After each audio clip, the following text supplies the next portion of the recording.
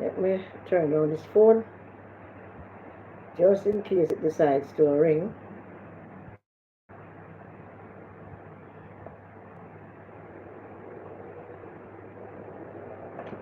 Hello everyone.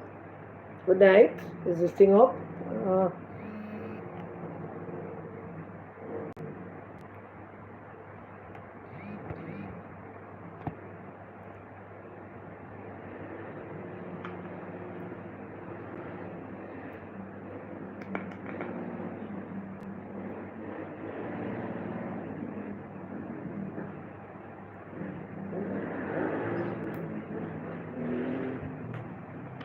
Good night everybody.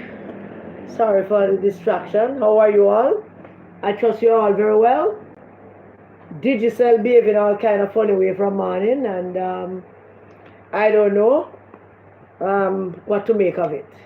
This thing need to come off here, so. I trust you all well.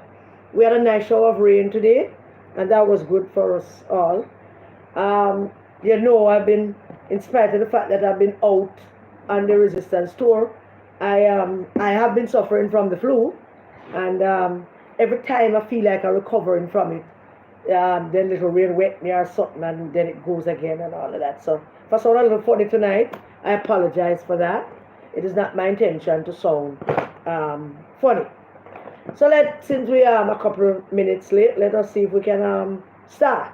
I have a couple of things that we want to get through tonight, and I'm going to see if I can get through them as quickly as possible without agitating my voice too much about it all. And the first thing I want to talk about tonight is the matter of the death of Junior Socrates. I think his last name is Thompson. And I did a video recording expressing my views about what I believe, what kind of person that he was in life. And I expressed those views very candidly. And just a day after I did that video, comrade Valerie Robertson, a very, very good and close friend of mine, passed on. There seemed to be some little furore about the video that I did. This thing looked kind of lean or something. And I want to just clear up some matters right now about that. I do not apologize for anything that I say, because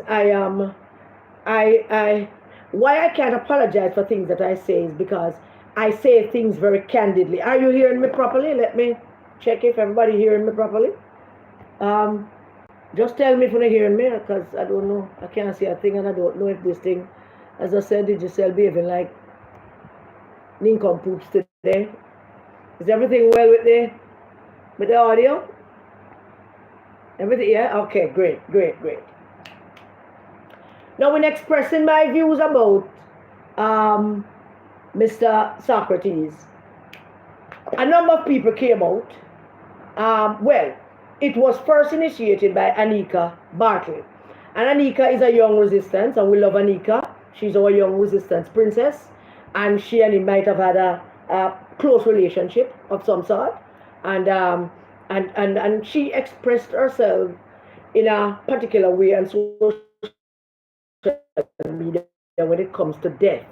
She seemed to be on this, somebody dies, and she come on social media and she expressed that, how she feel at the time. It's kind of strange to me, but that's her, and that's what she does.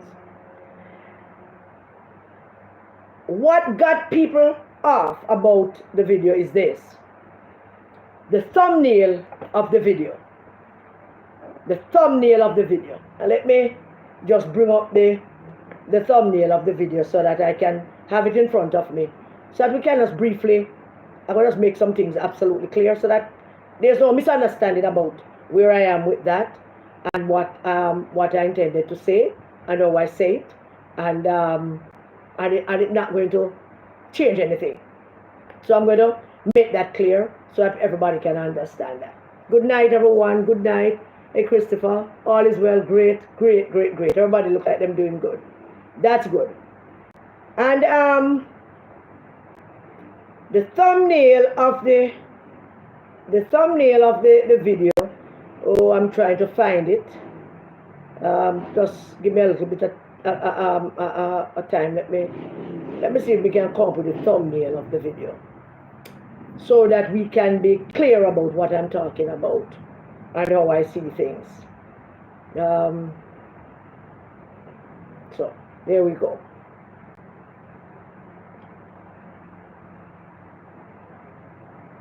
Digicel still doing them little thing. Can't seem to bring up the thumbnail of the video, but I am working on it. Just give me a second to know. I'm not tech savvy, but you know, we have to get through these things. It can't left an answer that it can't left without being dealt with, so to speak. The thumbnail of the can't seem to find it. Can't seem to find the video at all. Here we go. All right, now this should come up pretty easy, because it is indeed, I believe, the final video, or the last video I did. No, the one on Dennis was the one before that. Okay, here we go. The thumbnail of the video says, Socrates was not a good man. That is what the thumbnail says. The title of the video said, so now Digicel is giving us limited connections, and I don't know what is happening, and this looks like it's just going to be a rough night, and if you want to stick it out with me, then that's good. If you don't want to, then that's good. But we're going to try and see if we can get through as limited, because Digicel, is anybody else having this problem? Because I don't know if it's this area alone, or is the rest of the country. Is anybody else in Jamaica having this problem with Digicel from morning? Because I mean, not going up. Digicel is just behaving badly. So I did the video on Mr. Socrates, and he posted something, and a whole host of people went on the thing that she posted, talking about what I did and what I said. So I want to make something absolutely clear. I stand by everything I said about Socrates. And even if I should have some reconsideration of what I said, after the death of Valerie, I have no reconsideration of what I said. Everything I said about him was absolutely true. Now, the first thing is, most of the people that were talking and commenting on the video obviously did not watch the video.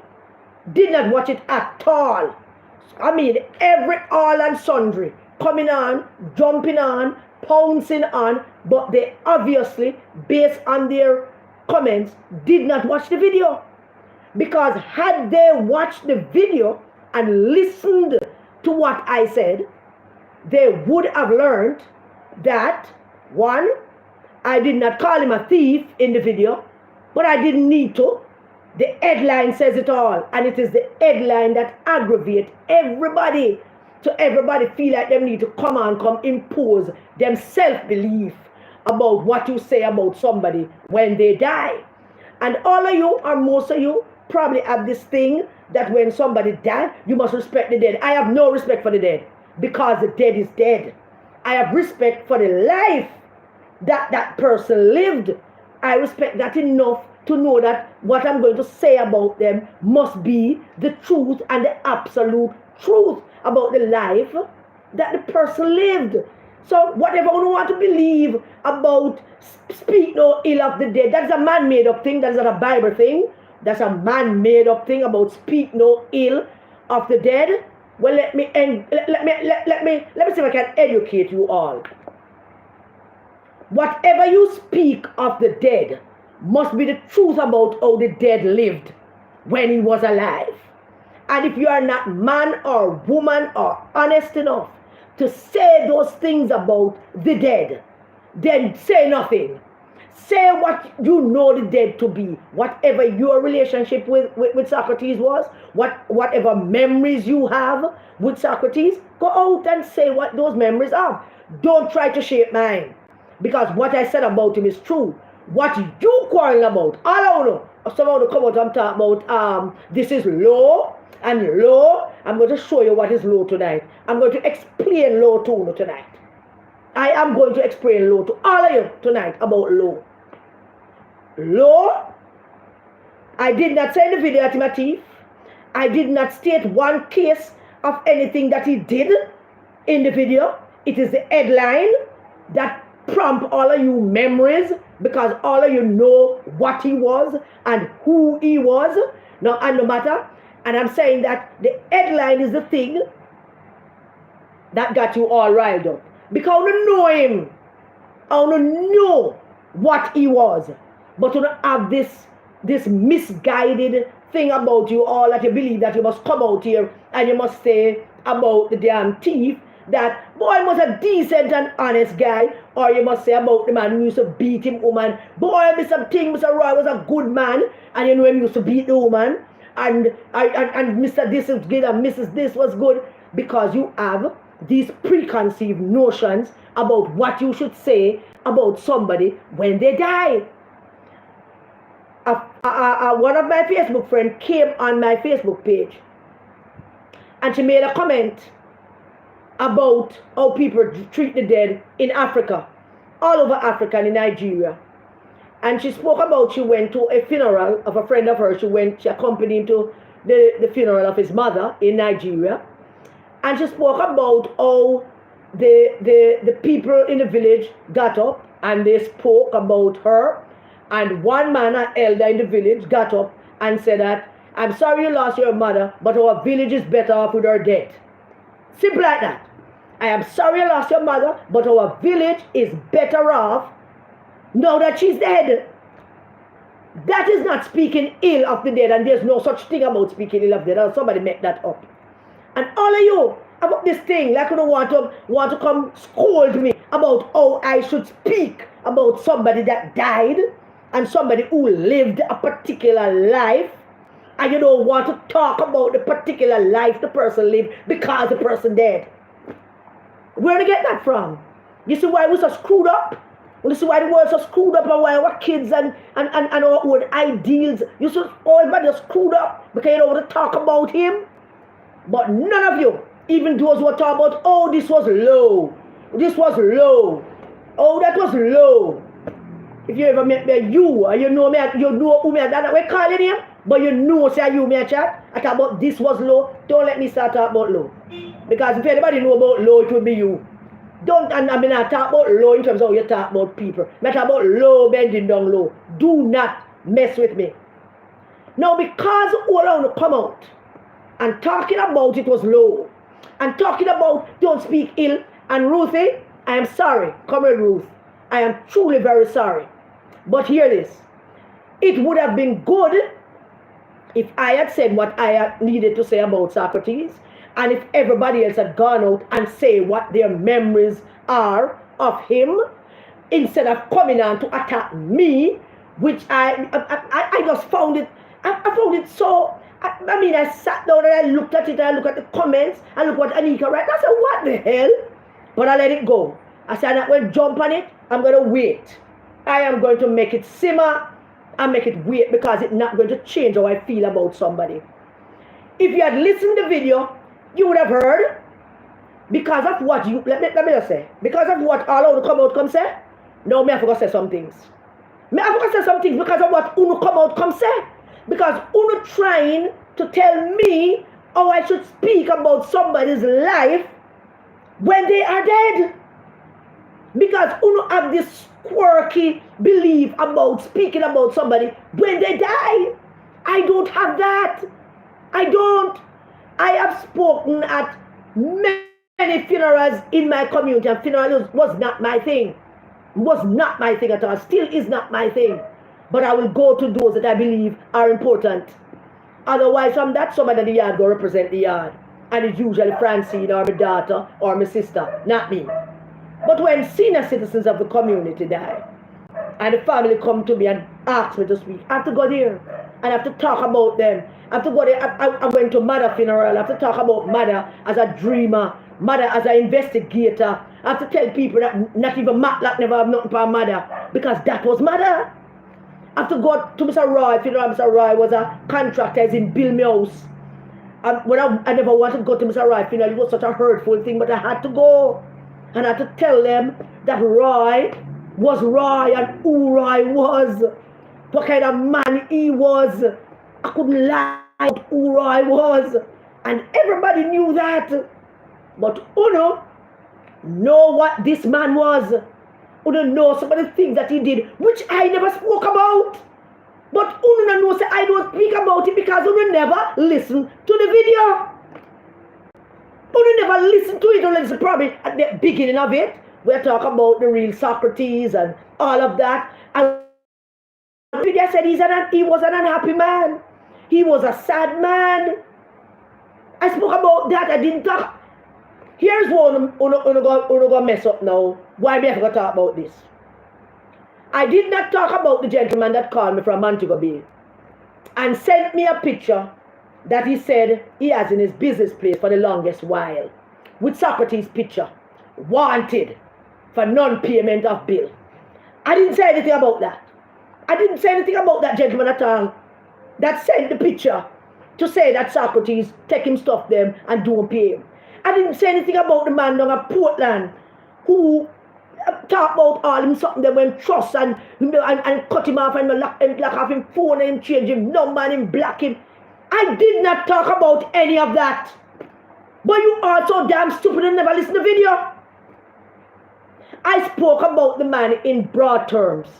I spoke about the fact that he was an unhappy man. Him always look unhappy. Him look sad.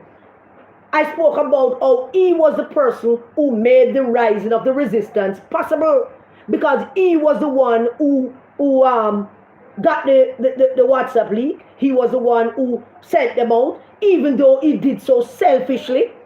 What lie am I telling on him? He was the one who got the WhatsApp leak. He was the one who sent out the WhatsApp leak, and he sent out the WhatsApp leak little by little to defend himself against the risers who were attacking him. So he never sent it out to defend the PMP. He sent it out to defend himself. What lie? What is about that I should not have said?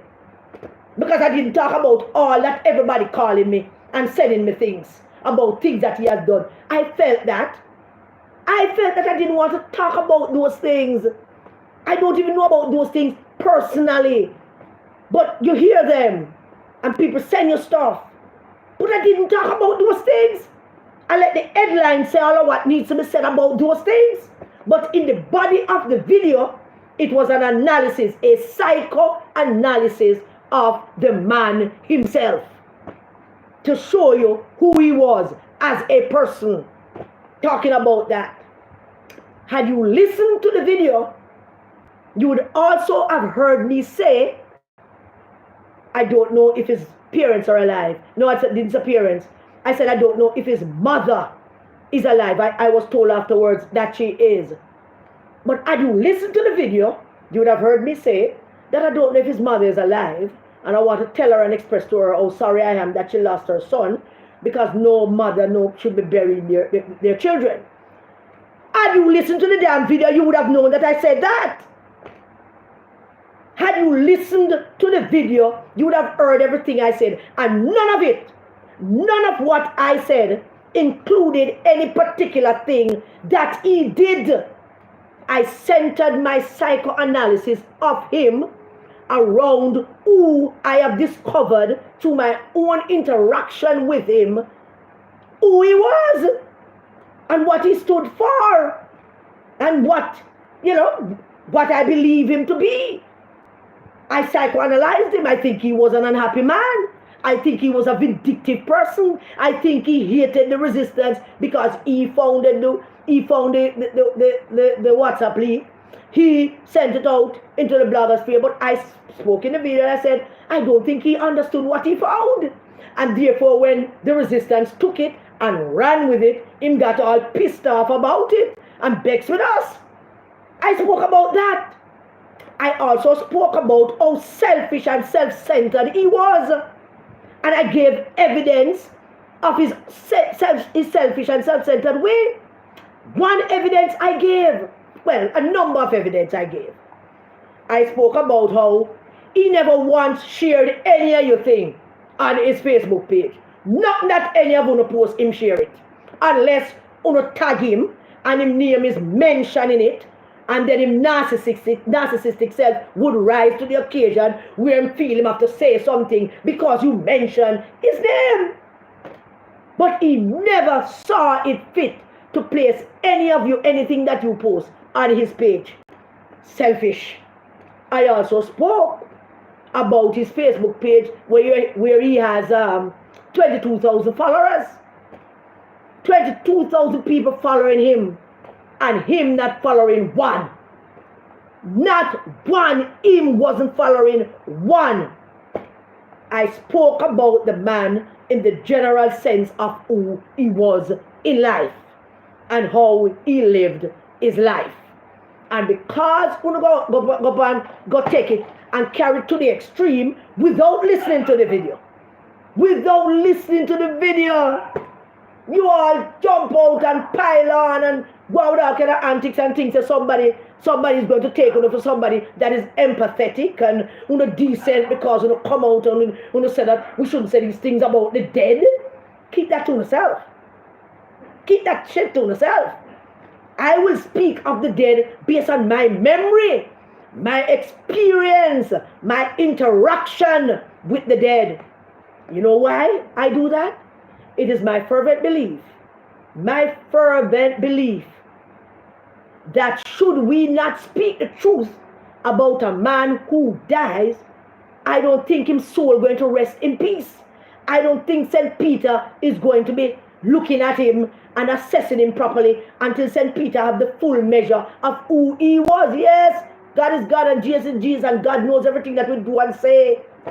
But I think that where our final resting place is as individuals when we die is dependent on how people remember us, all the things that we did in life, how people measure that up with our life that we live. People want, when you die, nobody, and I mean nobody, is sitting on any domino table or any rum drinking session and talking about what kind of clothes you wore and how much your clothes cost. Nobody's sitting down and talking about what kind of house you lived in, where that house was. Nobody talking about what kind of car you drove and how expensive that car is. Nobody. No one speak about you when you die in those terms. You know what people talk about? People talk about whether you're a good person or not. That's what people talk about. Why, man? I know I'm sorry I was a decent man. Boy, I'm sorry I was a decent man. Anytime we say we're going to build something, anybody going to build something in the community, and you go call him, Mr. Roy, come and help. People talk about those things, not what kind of house him living in and what kind of clothes him used to wear. Oh no, nobody remembers that. People only remember how kind and decent and good you were. That's what people remember. And that fellow has done so many despicable things in his life. And I didn't mention none of them. None of them. Not one. But, when you come out, and you know cause all of this. People at Portland are look for him. People at Manchester are look for him. People at St. James are look for him. People all over the damn country are look for him. For one thing or the other. I didn't talk about those things, but who make me know talk about them? Because of the nincompoopishness. Because of that. But to add insult to injury. Someone out there make video of him and put the video with Valerie and Michael Manley. And it's on the Facebook page. And you can do anything you want with it. Put anything you want on the Facebook page. When you stop tag me, come and remove the tag them. Valerie was a dear friend of mine. Dear friend.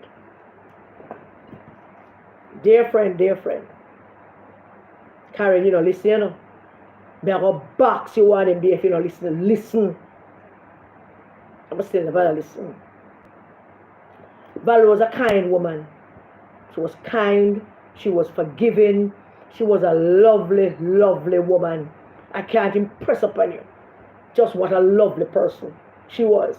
Most people saw the tough lawyer, braggadocious and contentious. Oh, she was contentious, but kind and disciplined, sweet, wonderful woman. She was also very forgiving. And he did things to her, and she forgave him. He did things to her, and she forgave him. I don't have a picture with her. That don't sit well with me, but me can't tell a person what to do on your Facebook page. And after she forgave him,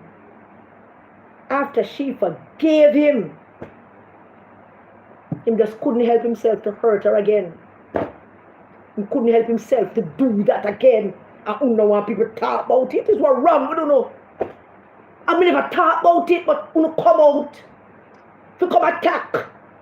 And all enemies forming them own mutual friends club, them for them own mutual admiration society. Enemies on Facebook forming them own mutual admiration society over this. She forgave him. She forgave him twice and then do it again. And she blamed me. You know why she blamed me? She blamed me because I was the one who should have been doing what she asked him to do. And I kept far and down them, can't come at town, and I don't have no regrets about it because I don't live in regrets. I don't have no regrets. Yeah, she blamed me. And I took it like a big girl. And when I come out there, I come talk about don't speak about the man like that because he's dead. Of course he's dead. I'm damn dead. But him somewhere in a railway station where St. Peter is assessing him and listening to all of Uno and me. Now, Uno can live in a little bubble. Me can't stop you from living in a little bubble. Go ahead, live in a little bubble. Stay in that little bubble where Uno can talk about how wonderful he is. Whatever your experiences are with him, talk about that. Don't tell me what to talk about. Because if I should not wake up tomorrow morning, I expect to never talk about me in the truest possible form. Who I was, what kind of person I was. That's the truest form to talk about somebody who died. You can't. You just can't change that. You know? Over and over and over again. There is a prominent PNP woman who ran for office, who must be breathing a sigh of relief after he died. Because some person have her in the courts prosecuting her for what? Because she introduced him to the person, and the person decided she never take she to court. She must be breathing a sigh of relief now. I didn't talk about that in the video. I didn't talk about none of what I just said in the video. But because on the thought tuna said that the headline was enough to come out here come talk about low. Low. How low? That was a low blow. Low. Never seen such a low thing. Listen to me, you girl. Don't ramp with me, because I don't want to call up your name tonight, and I don't want to knock down your backside. Stay away from my Facebook page. And when you have nothing to say about anything that I say, make sure you fully understand it and listen to it and read it before you open your damn mouth. You and your friend them. I'm not in the mood to call them name tonight because we're not in a war with them tonight. Not a war, then I want to quite frankly just want to know. Him was a despicable human being.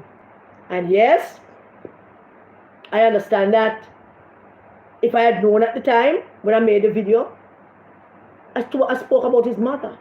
So I hope that she's okay and tell her how sorry I am.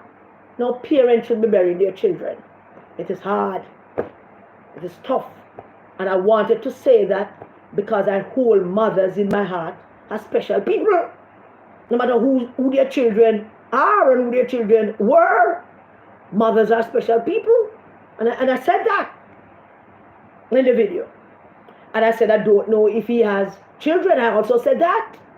And I hope that if he does, they are grown children and they can, get to absorb this in a different way if they are grown.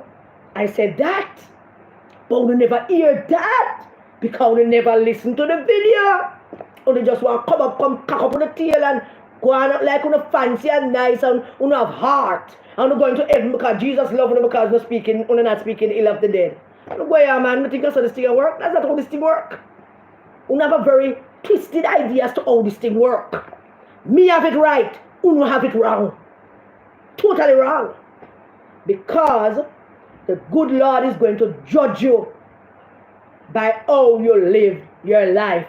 Which is one of the reasons why he sent Jesus to show us how to live our life. And the good Lord is going to judge us based on that. The Bible spoke extensively about Judas. Him was just like Judas. Him hang out with Jesus, Judas. Him eat with Jesus. Him watch Jesus perform miracles. He was there when Jesus made Peter walk on the water. He was there when Jesus recruit all the scammers and the extortionists them and the tax collectors them. And Jesus has come with me. And Jesus go down on the seaside, go look for Peter and him crew where charge people money for go fishing at the big sea. And Jesus said, come with me. He was there for all of that. How Jesus lived his life. That is one of the lessons why God so loved the world that he gave us his only begotten Son. And I think that I needed to come out here tonight and set on the straight on that. How about the woman with their coat, with the woman carrying a coat for something? How about that? Because she introduced him to somebody. And the somebody got burnt by him and decided to carry her to court. How about that? I never talk about all of that, I don't remember how to come talk about all of that. Because we're not talking about law. And I shouldn't have done that. And there are things of people have said things about me. And you would have defended me. Don't defend me about things that people say about me that is true. Leave them alone, let them talk. If somebody says something about me and it's true, please let them talk. Let them talk. If it's not true, that's a different matter. I can defend but I'm not even defending myself on social media about anything that anybody has to say about me. Be it true or false. Why? Because it's social media. And for one to come out and try to defend yourself about something somebody say about you, which is inherently not true, it pushes you in a position where you are back and forth about something. And it just seems an impossible task for me. So I'm not doing it. I'm just not doing it. No, not me, not doing it. So, I'm going to go ahead, do all go jump off the one river or something and don't backside. Call up my name and don't go do no one thing, man. Go celebrate him and worship him and whatever it is that you don't want to do with him because I found a friend and you know, I remember him differently.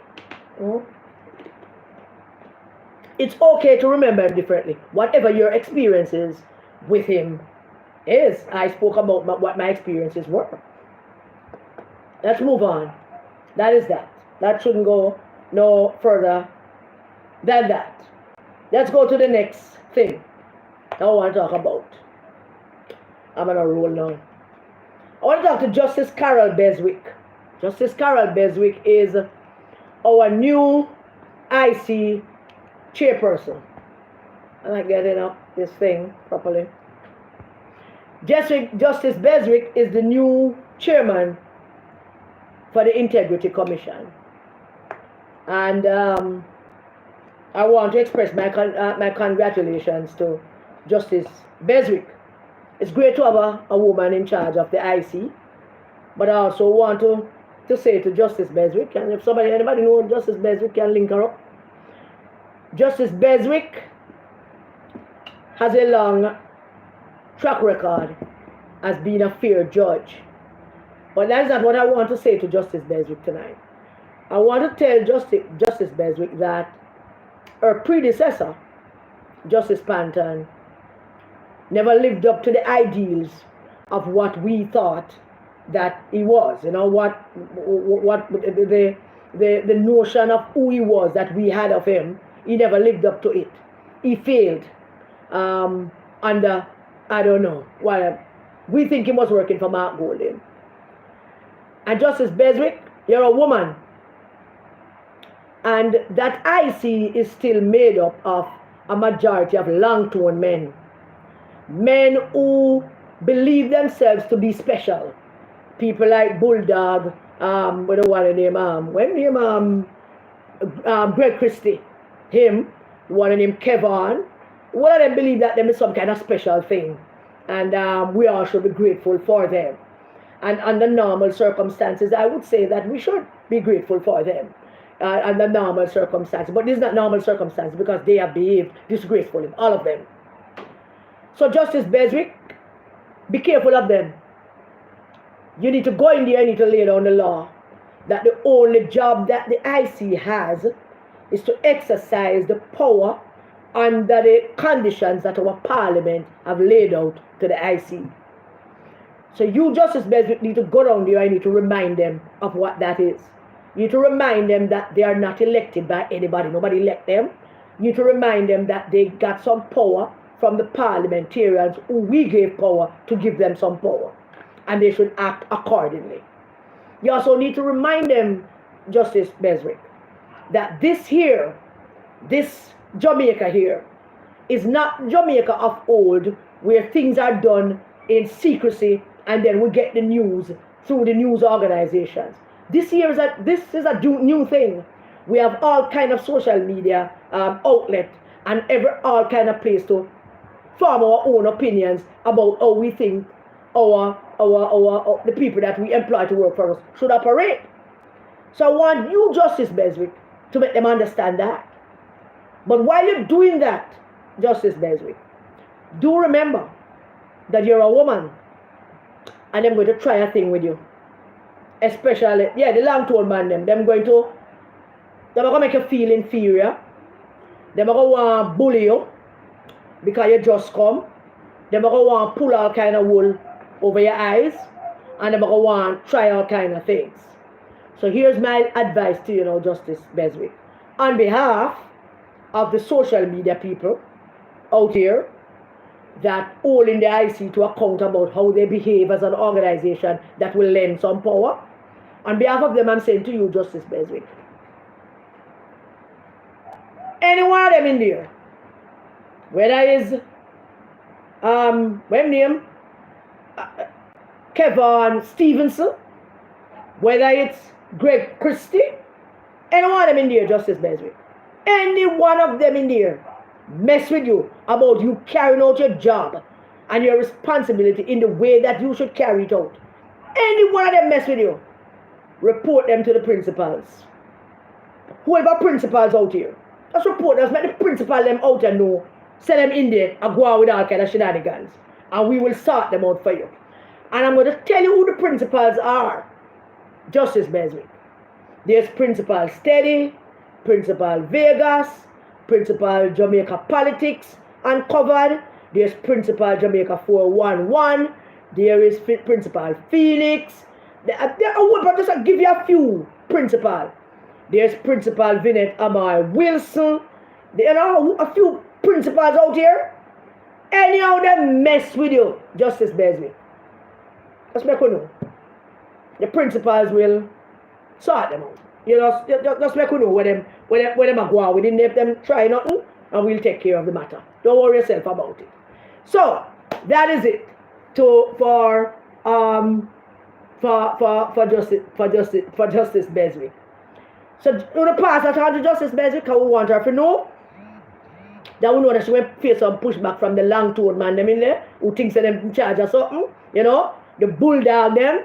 The man will believe that for them, them have two balls that make them superior to women. But Justice Beswick going in there with two soft balls. Justice Beswick going there with one strong vagina, and that can withstand just about anything. So Justice Beswick, we are here for you. Don't make them give you no jazz. Any of them give you no jazz. Let the principals them out here know, and we'll take care of them for you. No No fuss about that. I don't know if I should say anything about the Dennis Garden thing, because Dennis Garden basically exposed Dayton Campbell, who is now Leighton Campbell, that to him face that him not ready and him can't do nothing. I have never seen anything like this. A regional chairman go to a meeting and tell the general secretary of the party that the people them up in arms with him, because I him that Dennis attack. I him the whole region 3 start the revolution on.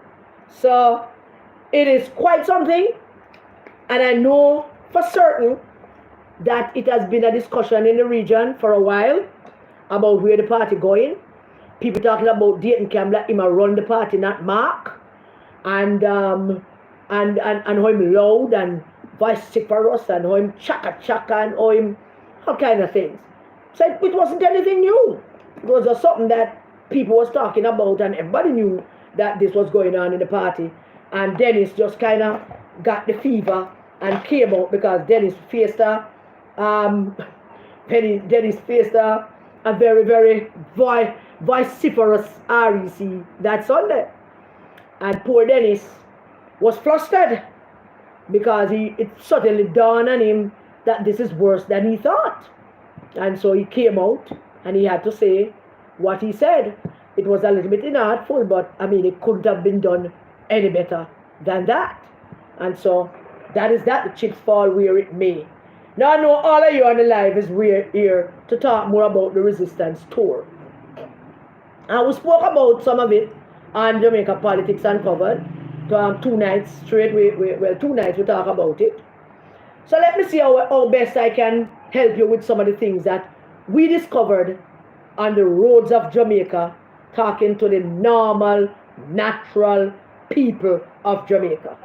Let me see if we can help you with that. Our first stop was Westmoreland. And Westmoreland means that you stop at border first. Not just to buy a fish, which we did. Actually buy more than one, because the thing about talking to people about politics, is that the moment we introduce ourselves, I do the introductions and introduce us as YouTube bloggers who blog mostly about politics, and then I made the point that we are PMP. So I said that to everybody that we meet. Every group that we meet, that's how I introduce ourselves. We are YouTube bloggers, we blog mostly about politics, and we are PMP. We want to be clear with people, because I believe that once you are clear with people, people will feel much, much freer to talk to you. And they will feel like you have been honest with them, and they will be honest with you as well. One woman went as far as asking me, so you're PNP, but so you don't like them people here? I said, no, absolutely not. No. So I want to make good question. So we get the opportunity to tell them what make. At border, there was this one PNP woman that we spoke about, and we spoke to, and she was the focus of our discussion for most of the time. But once I finished talking to her about a number of things, she don't know nothing about Leighton Campbell, because she's called him Leighton Campbell. She has never seen him, she has never met him. She hears some things about him. I hear them saying she feels that Luther Buchanan should have gotten another opportunity, at least to face the delegates, which she is a member of a group, and them never make him, and she never knew. She did not know that Luther Buchanan had run to the party and told the party that he would like a second chance. She didn't know, and she's of the opinion that they should have given him that opportunity to face the delegates, for the delegates to decide if they want him again or not. So she didn't know that. She don't know nothing much about Mark Golden. Matter of fact, they had difficulty remembering Mark Golden's name. The man, when him seen on TV, and he come through here sometime, come through here the other day, the white man, we not help her with the name. Sorry, but we weren't going to help her with the name. But eventually, we spoke about that. There are some young people at border who I never saw before. And Border was a regular aunt of mine when I was driving up and down across this country. And there are young people now doing business at Border. And so I took the opportunity to talk to a couple of them. Of course, the opportunity to talk to them, we never buy something from them, which is what led us to buy so much something, because, I mean, you ever buy something to make the conversation much lighter. So you get to ask them questions like, how are you? Is this the only business you're doing? Is it successful? How is business going? So was it your mother or father that used to sell and then you take over the business? Things like that you want to know.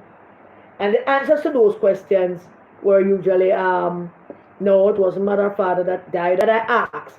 And I particularly asked those questions of the young people because I want to know if the business that they are running is a business that sustains them, that helps them to pay whatever bills they have and to look after their children. And I was told by them that is not. There was nobody, and I mean nobody at Border who told us that life is hard. There was nobody that I asked the question of how is business that I did not get. Not bad, you know. Not bad. You know, sometimes we have slow days, you know, like today at Thursday. Thursday kind of slow, but not even to pick up because a lot of people are going to pass by, so people are going to suffer weekend and so on and so forth. How's your family? Well, yeah, things are so bad. Do you pay bills? Yeah. Do you have problems paying the bills? How does the business stack up with your bills? Are you making two ends meet? Yeah, man, you know, it's all right. You know, if you have some little hard times and patch time, listen to me, you know. I never hear somebody say me I suffer. Nobody never say me I suffer. Nobody never say it's hard. Those words were never uttered at no time at Border. So we are do this and we are do that and so on and so forth. And you know, things are going, you know, it go on. The most surprising things for me at Border was people's impression of the current Member of Parliament, Daniel Lawrence, whom most of them refer to as Danny, which shows a familiarity because him and them grew up together and him and them went to school and him and them parents are him children, some connections, you know, because this country, there's always a lot of connections. And them refer to him as Danny. And when they talk about Danny, their expression is one of disappointment in most respects. And I understood the disappointment then to be that they expected better from him because of them born and grow, and them come from. So they expected better him, that a deportees, that a man that just come to the era. So they expected better from him. So they spoke about him in a friendly and me know him kind of way. You know, Danny. One lady told us that she went to him about the road, some road that she said giving problems because she sell fish and her gentleman him do taxi, and every minute him have to fix it in the car because the road want fix. And when she see Danny, she talk to Danny, and Danny I dismiss her and I tell her, say, the council to go fix road.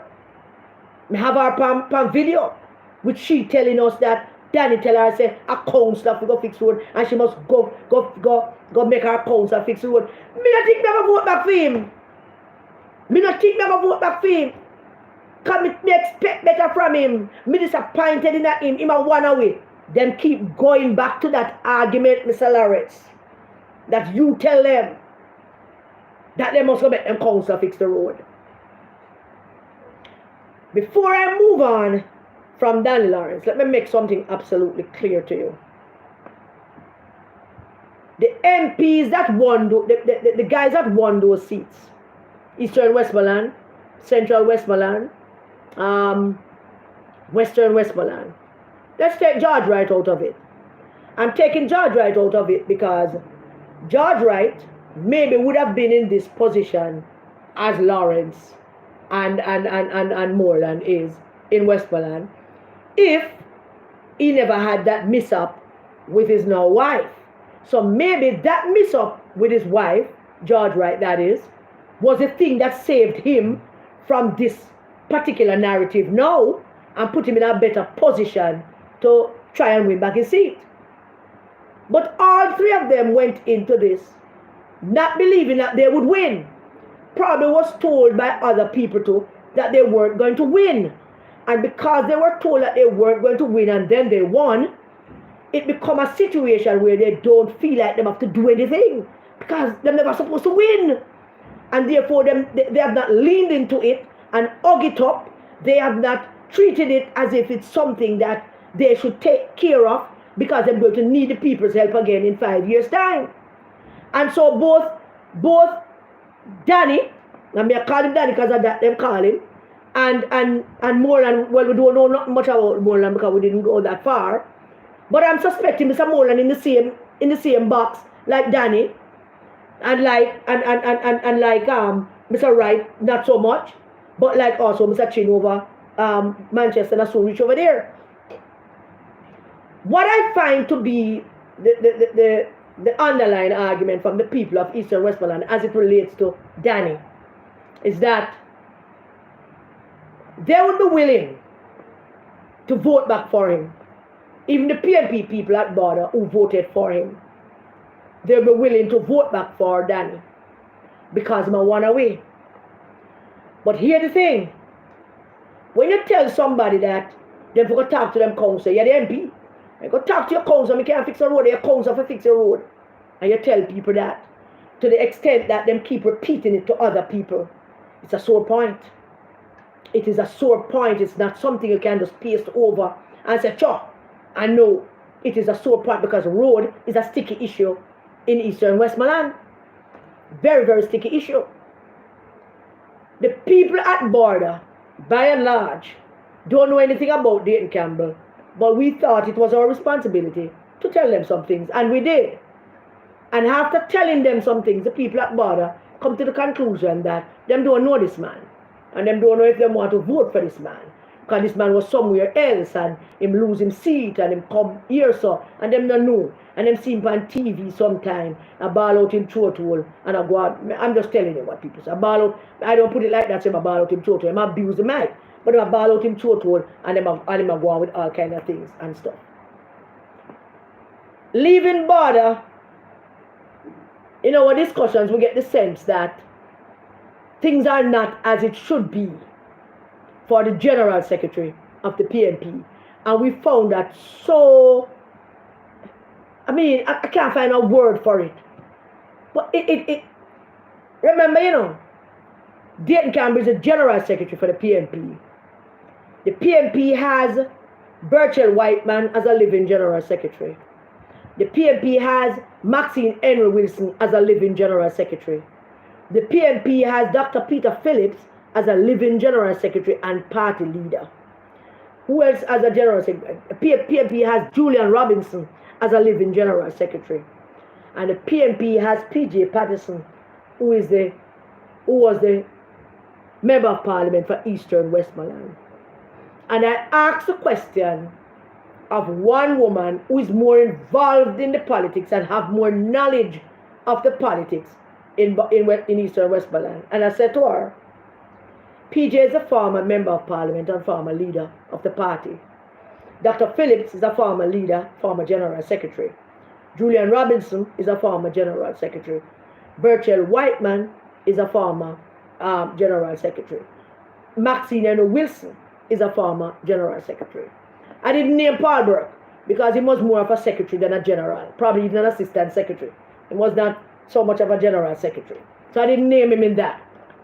And I said to her, don't you find it unusual that for a former party leader who was Member of Parliament here, a former party leader who was a general secretary, and 4 or 5 more other general secretary has not come forward to endorse the General Secretary of the PNP who is seeking to represent you in this seat that was supposed to be a PNP seat.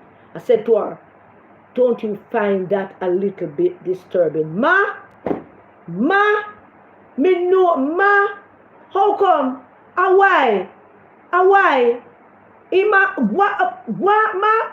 If me find it concerning, how come? Why? The General Secretary of the People's National Party is vying for a seat which was once held by the former leader of the PNP. In his capacity as General Secretary, there are at least 5 more General Secretaries who have held that position and would be more than happy under normal circumstances to go endorse a big meeting to endorse the General Secretary of the PNP. And yet, they have not. The woman said that is concerning, disturbing. Them is sitting, they're not supposed to happen. I put the question to the man them in Darliston as well. Why? That's everything. The man them say. That's everything. You not gonna make it up your man. Not gonna make it up your man.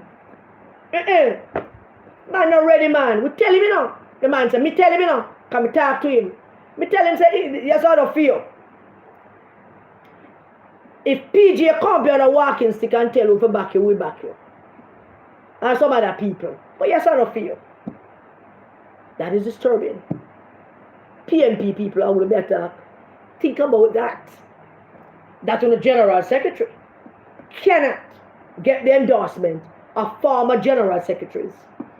The 2 former party leaders, one of whom was also a General Secretary, to go up to the people of Eastern Westmoreland and say to them, I feel boy man, support him. Don't that bother you? Because it bothered the woman down there. The place then. Remember. It bothered her. One of the most intriguing thing about border is that the people who are selling at border are not all just from Westmoreland. There are people from St. Elizabeth. And so we got the opportunity to talk to some people also from St. Elizabeth with information which I'm not sharing just yet.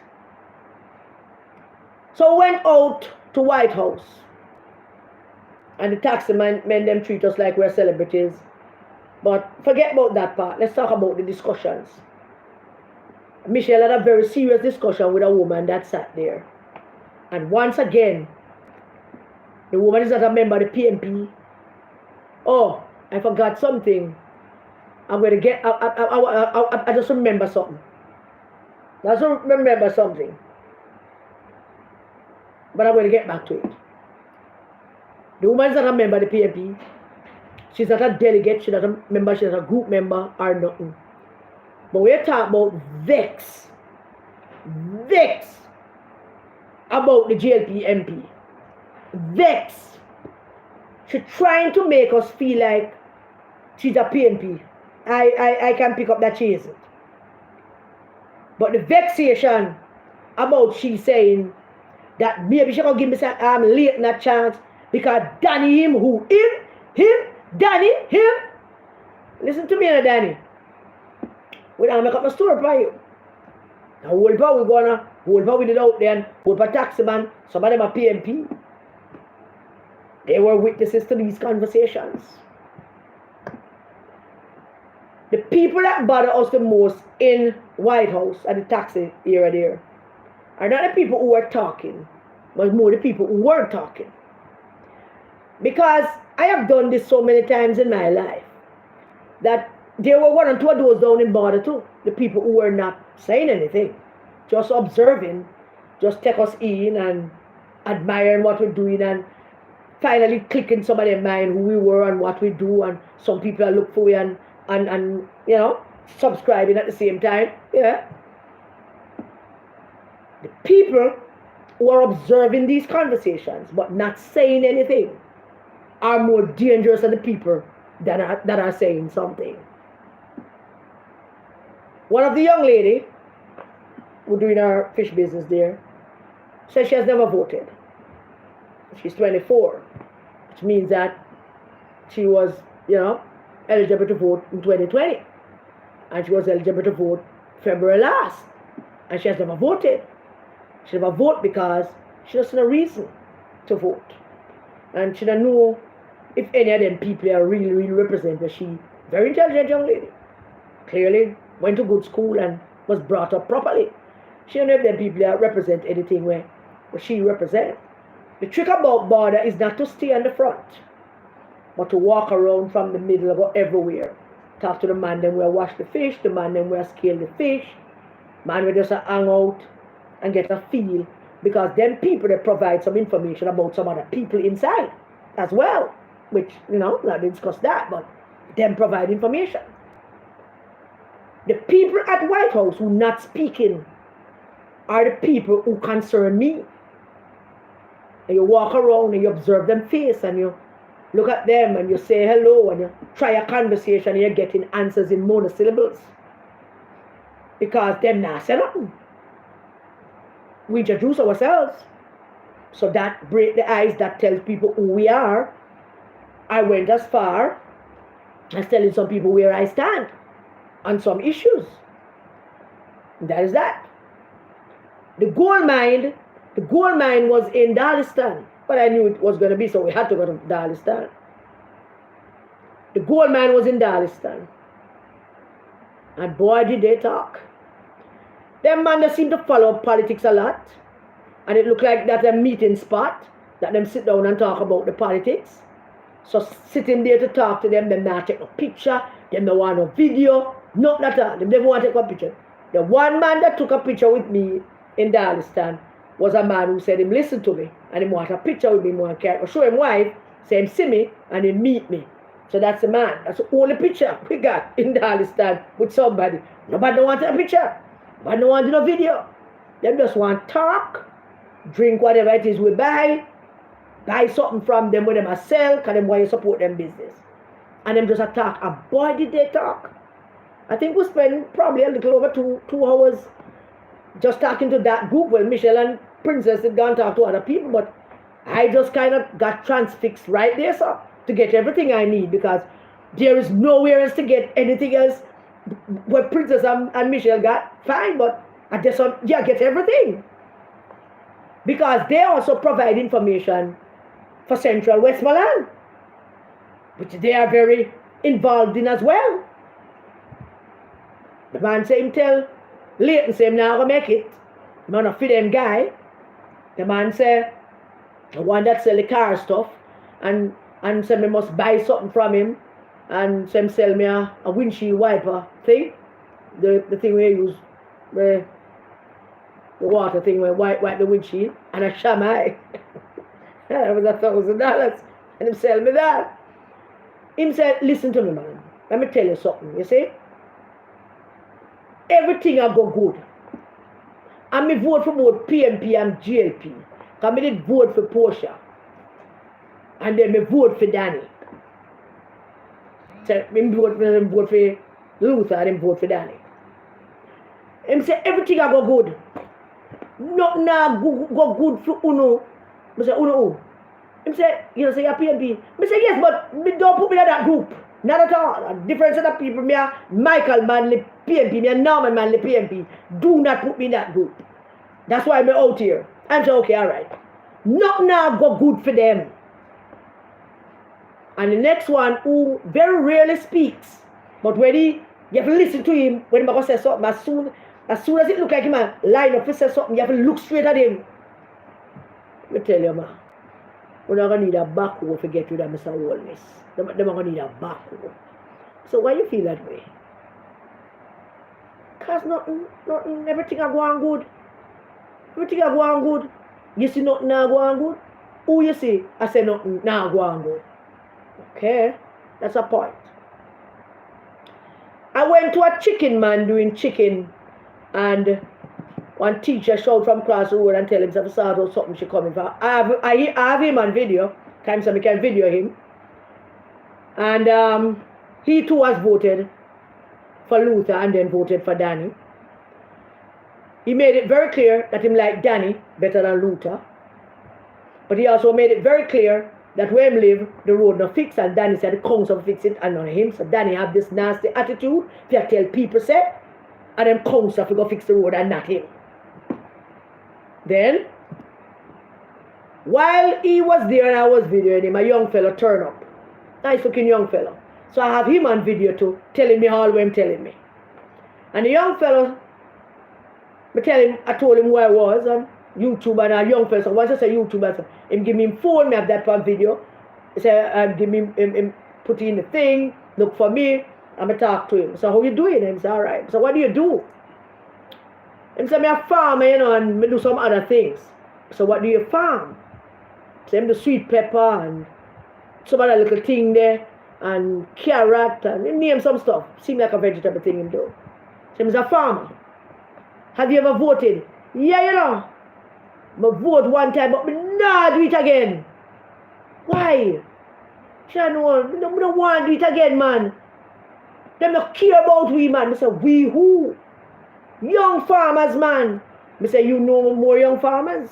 They say, yeah, man, we know more about young farmer, man. I say, what exactly is the issue? Because, I mean, say them now, they wouldn't right. Tell me what exactly. Market. Too much imported things. We can't compete. He's a young farmer. He's 28 years old. Him named Miguel. Him named Miguel. He's 28 years old. So we can't compete. Because a few foreign things are coming and nobody now, and we don't know how to sell our things, and just talking about those things. That's what basically he was talking about. And here's me and Miguel. After I left Miguel at 2:08, Miguel texted me at 2:11 and he said, I have some people that say they want to talk to you, interview. And I said, on camera? And him say, yes. Then him say, but I'm not sure if you're still in Darlistan. So I sent him a voice note to tell him that I am out of Darlistan, but I can come back up anytime he want me to. If he just arrange it with them. And he said, okay, will do. So Miguel is saying that there are a group of farmers that want to talk on camera about how life is with them as farmers. So the Minister of Agriculture, Mr. Oldis, better know say, the young people them in Darlistan and young people them in Eastern Westmoreland, I said them have planned some stuff and them have market problem because they have to be competing with the foreign stuff, and that is pushing them not to vote. Now I don't know how real that problem is, but I can't speak to it because it's their problem. And that is what them say is bothering them. Those things. That's why we went out there and we want to know what bothering people, if anything. We want to know what people intend to do. Which way them intend to go. And that is the problem with Miguel and him crew. But the other go back to the man them in Westmoreland that have the whole of the argument and the whole of the information. The same man where him look like him as the leader of the pack. We say him tell Leighton that him not go on here so feel. Him say, Alvaz him, them should make him run back. I say, why? I like Vaz. Him say, that are you. So we asked what the problem is. Michelle came back by then and Michelle said, so what Vaz do? Man said, what him do? And what him not do? What did he not do? Him used to play domino with some man, and when he turned MP, him start drive past the man them. Him not come back and play domino, and then him start drive past the man them. Never go back and play domino with the man them. Now that might seem like a small thing to Vaz, or a small thing to some people. But the man, he live in Darlistan, talking about it, and say have the whole family down that end. It must be a conversation that people are having about Vaz not playing domino anymore and driving past people who we used to play domino with. And when he said it, it reminded me of something about George W. Bush. I remember his wife Laura was on television giving an interview once. And I don't remember what the interviewer asked her. And I don't remember the question. But the answer to the question that Laura Bush gave them was this. She said, in the White House, George is usually in bed by 9. If him read, him go sleep. But when we go down to the southern White House, which is Crawford, Texas, Bush's ranch, she said, I barely see him. And when you see those pictures of him riding his bike with a Secret Service agent, those are photo ops. That is not what him really down there doing. And everybody was just dying with laugh. The reporter, the interviewer was dying with laugh. I said, what does he do when he comes to Crawford, Texas? And Laura says, well, he basically link up with him whole crew. Yes, him whole football friend them and him drinking buddies when he was a drinker. And him and all of them hang out. And they are not on camera. They will never catch those people on camera. And the interviewer asked Laura, why? Because them still call him this funny name that them used to call him. And them refuse to call him Mr. President. And every time him run a joke and say, you guys should call me Mr. President, them tell him to jump off the lake first. So them now call him nothing. The moral of that argument is this. The President of the United States go down to him ranch at least twice a month, go hang out with him, friend them, whoever them a friend before him turn president. And his wife come on national television and said it. And gave it in vivid terms. She talk about one and two of them. The one who is still a drunk, and him and George used to get drunk together until George found Jesus. The one who still owns share in the baseball team that George used to own. And them still hanging out. And them not calling Mr. President. I want people to understand the importance of these relationships when you're running for office. Not to stop playing domino. The people used to play domino when you ask them to vote for you. What kind of politician can you be? If you used to play domino and it get you elected and you stop playing domino, what do you expect is going to happen? The young woman went down there, fling up the money in the year and say, a bunting dirty money and she can vote and she vote you out. She probably still there try to vote you out again now. And this is what the gentleman is saying. That the man stop playing domino with the people when we used to play domino with. I'm told big shot, MP, and him drive past them and do all of that. One of the things that I found to be interesting in Westmoreland is how a PNP constituency, as it once was, have difficulty in identifying if they truly will or will not vote for not only a PNP candidate, but the General Secretary of the PNP. It is baffling to my mind, and I want the PNP people to understand it. PNP constituency with PNP people, the majority of people in Eastern Westmoreland would identify themselves as PNP or was PNP, and you know, and quite a few of them still have issues with Luther because he used to drive by to pan him phone and he do something them shut them ears according to them. But think about it, which is where I draw my conclusions now. There is Danny, who them vote for him because he is one of them, and him come from there, and them and him a roll, and them know him, and clearly they're still very fond of him and they like him, but him a go out that kind of antics about road, and I tell people say council figure fix road, and I go out like him an idiot or something. So there is he, and then there is the PNP pedophile General Secretary, who can't seem to cop a break in a PNP constituency where a majority of PNP people that we spoke with have absolutely no intention to vote for him. So with Danny one side playing hopscotch with the seat, somebody need to find Danny and lick him in the head, you know. Seriously. Because Danny is a behave like him want to F this up to go find out. And somebody need to find Danny and set him right. Because where the PNP people are is exactly where they should be if Danny should have a chance to get people to vote back for him. And him out there tell people about a council for fixed road. What's wrong with Danny? Can somebody please tell me is something wrong with Danny boy? Oh, Danny boy, where are you? Stop telling people about council for fixed road. People in Eastern Westmoreland knowing nothing with Dayton Campbell. Them call him Leighton, and the fact that them can't even get him name right is enough to tell you That if me not with him, at least I better take time out for get him name right. The people who feel that him shouldn't come, and if he would want to come, oh yeah. The chicken man say, well, me I say, say, hear me no? Hear me I say no? Me I say, well, if I saw the system go, come here to explain the system to them. And I explain to them on video.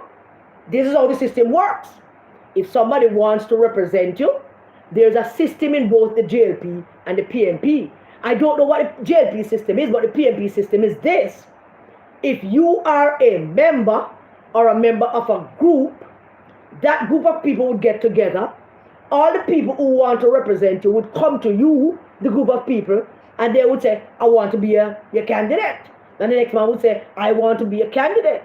And you, the group, would look at all of them, and you would all get together and meet and decide which one.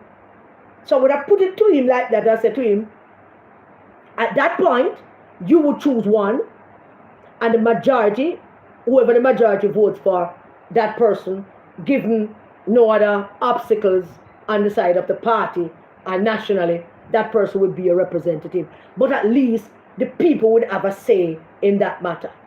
So this is what I'm saying. Yeah, well, yeah, see me, yeah. Well, yeah, hear me. If I saw there's something for go, I saw it for go. So nobody never choose him then? No, dear. Nobody chose him. Not a soul chose him. Him choose himself. Him did not regard you enough. Him say him baby mother. Him not really dead with the baby mother still, you know. Him have 2 kids and them the other mother. Him say she involved in anything, you know. She involved in anything. Yeah, loot her friend and so. So she would have represented his family. Somebody represent everybody. He understands now that there is a process to select somebody to represent you. And Dayton Campbell, who is Leighton Campbell, decided that he might bypass that process and award himself the seat.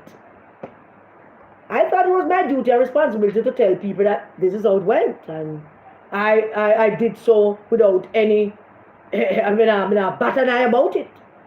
This is the process.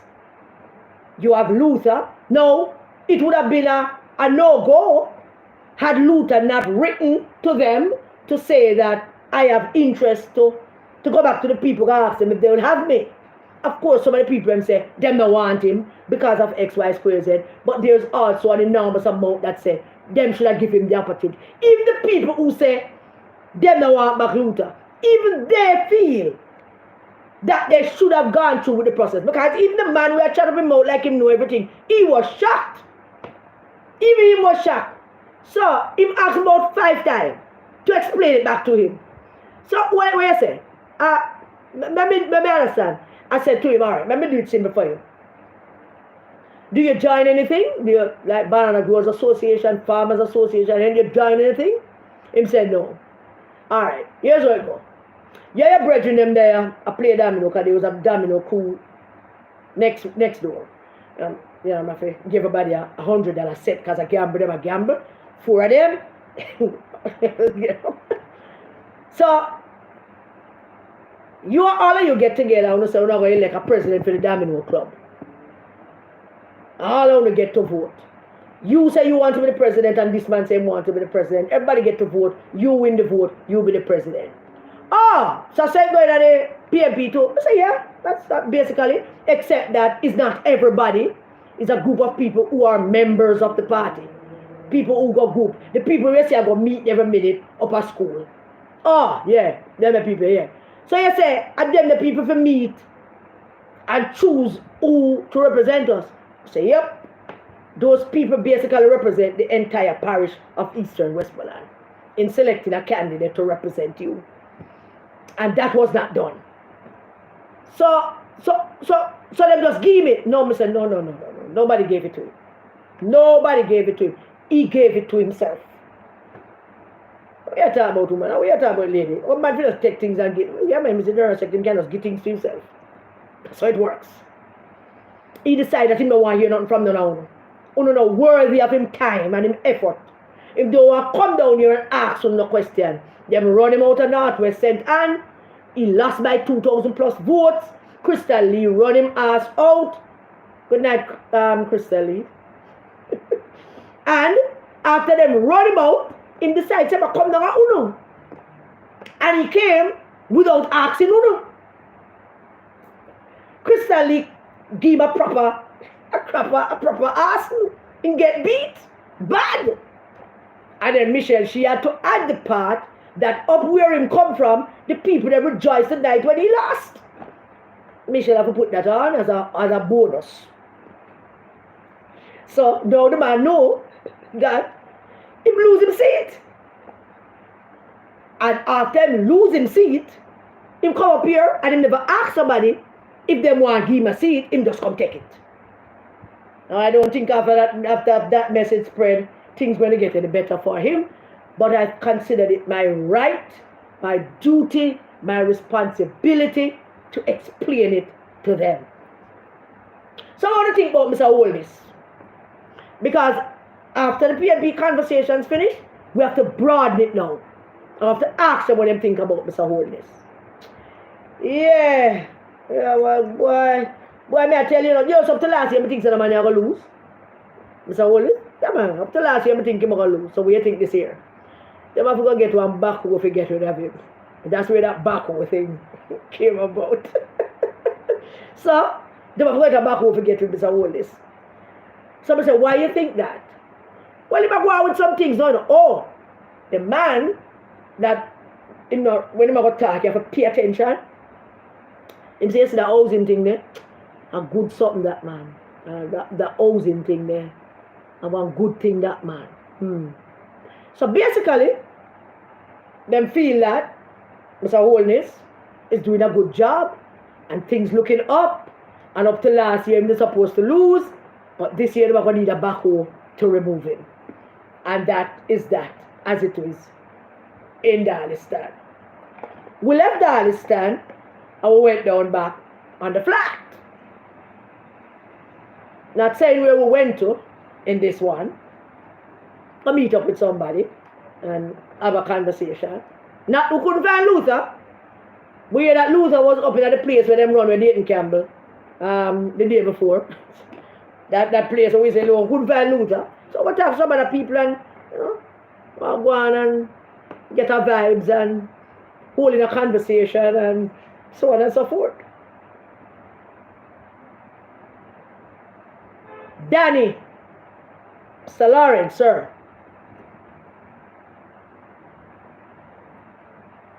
You're effing this up. And all the people who voted for you believe that you're effing it up. And then no one laying down there, but you effing it up. And let me remind you, Danny boy, let me remind you, because you might not know, because the first time you win something in a politics and you never expect to win, so it just drop in your lap and you have no respect for it. It's a dangerous thing, It's a dangerous thing when a man not expecting to win something and him actually win it. And then nobody's there to tell him that. You have to start treating this with respect. You treat it with respect because people never expect you to win, which means that a majority of people decided not to meet the expectations of those people who expect you not to win. A majority of people went out and they say, Danny can't win, 6 more people just decided. And Danny won. And because of that, Danny, come on Danny boy, you're treating this thing like you don't have respect for it. What's wrong with you? You think that Jamaica vote for Prime Minister? Jamaica don't vote for Prime Minister, we vote for members of Parliament. Don't you know that, Danny? Don't you know that? 1 seat at a time. We vote for member of Parliament, not Prime Minister. So we link up Danny boy for me now and make him know say him need to go, do what him need to do, and fix what him need to fix. And stop tell people about council for fix road and go look the money for fix road and start fixing the damn road. And start behave like it's an incomplete. Because, as it is now, in a much better position than Leighton. But him effing it up. And somebody ought to talk to him about that. Don't you all think that? And that's you. What to say? Now Let's see what to say. Let me see what to say. Somebody had to talk to him about that. Yeah, true. But let's go over now to day 2 of the tour. Day 2 of the tour was the most dramatic day that I've ever. I mean, it was a dramatic day. Everything about it was dramatic. But the drama, we were heading to a specific place. And when we are going to a specific place, you try to see what you can pick up on the way to that specific place. And I'm going to tell you what we pick up after I tell you what happened at that specific place. So we roll into Cambridge, because that's where we're going. Our very astute, contact-resistant leader down there tell us, head to Cambridge Square. And then go up there so go talk to that person. I can't remember the place, Bacot. Michelle, tell me the place name where we spend almost 2 hours, because I want to say something about that. So we went to Cambridge Square. We rolled into Cambridge Square on Jamaica Day. And Jamaica Day was all over Cambridge Square. There was Cambridge High School. There was our lovely, lovely students there in their wonderful Jamaica Day gear. Boy, them look great. They look absolutely, the girls, them look wonderful. Them hair well dolled up. The boys, them, well, you know the boys, them into all kind of things. But our children, they looked healthy, they looked happy, they looked together, they look at them have no worries, them smiling, them skin look healthy. I mean, I spent a good 25 minutes just taking them in. Just enjoying looking at them and just watch them and do them thing and fix them one under their ear and fix them one under their pants and go out with all kind of things. My first contact was with 3 young fellas who were standing by themselves.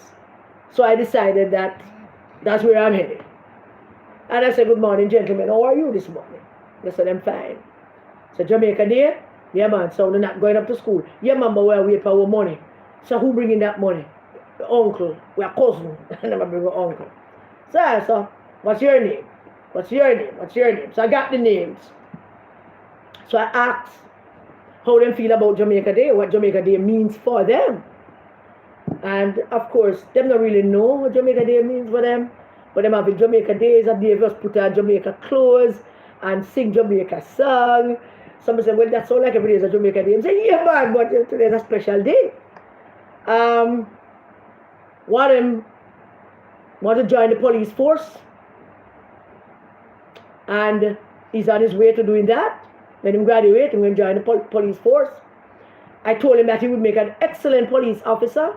And I say that because he's disciplined. Him stand there, he doesn't shake his head.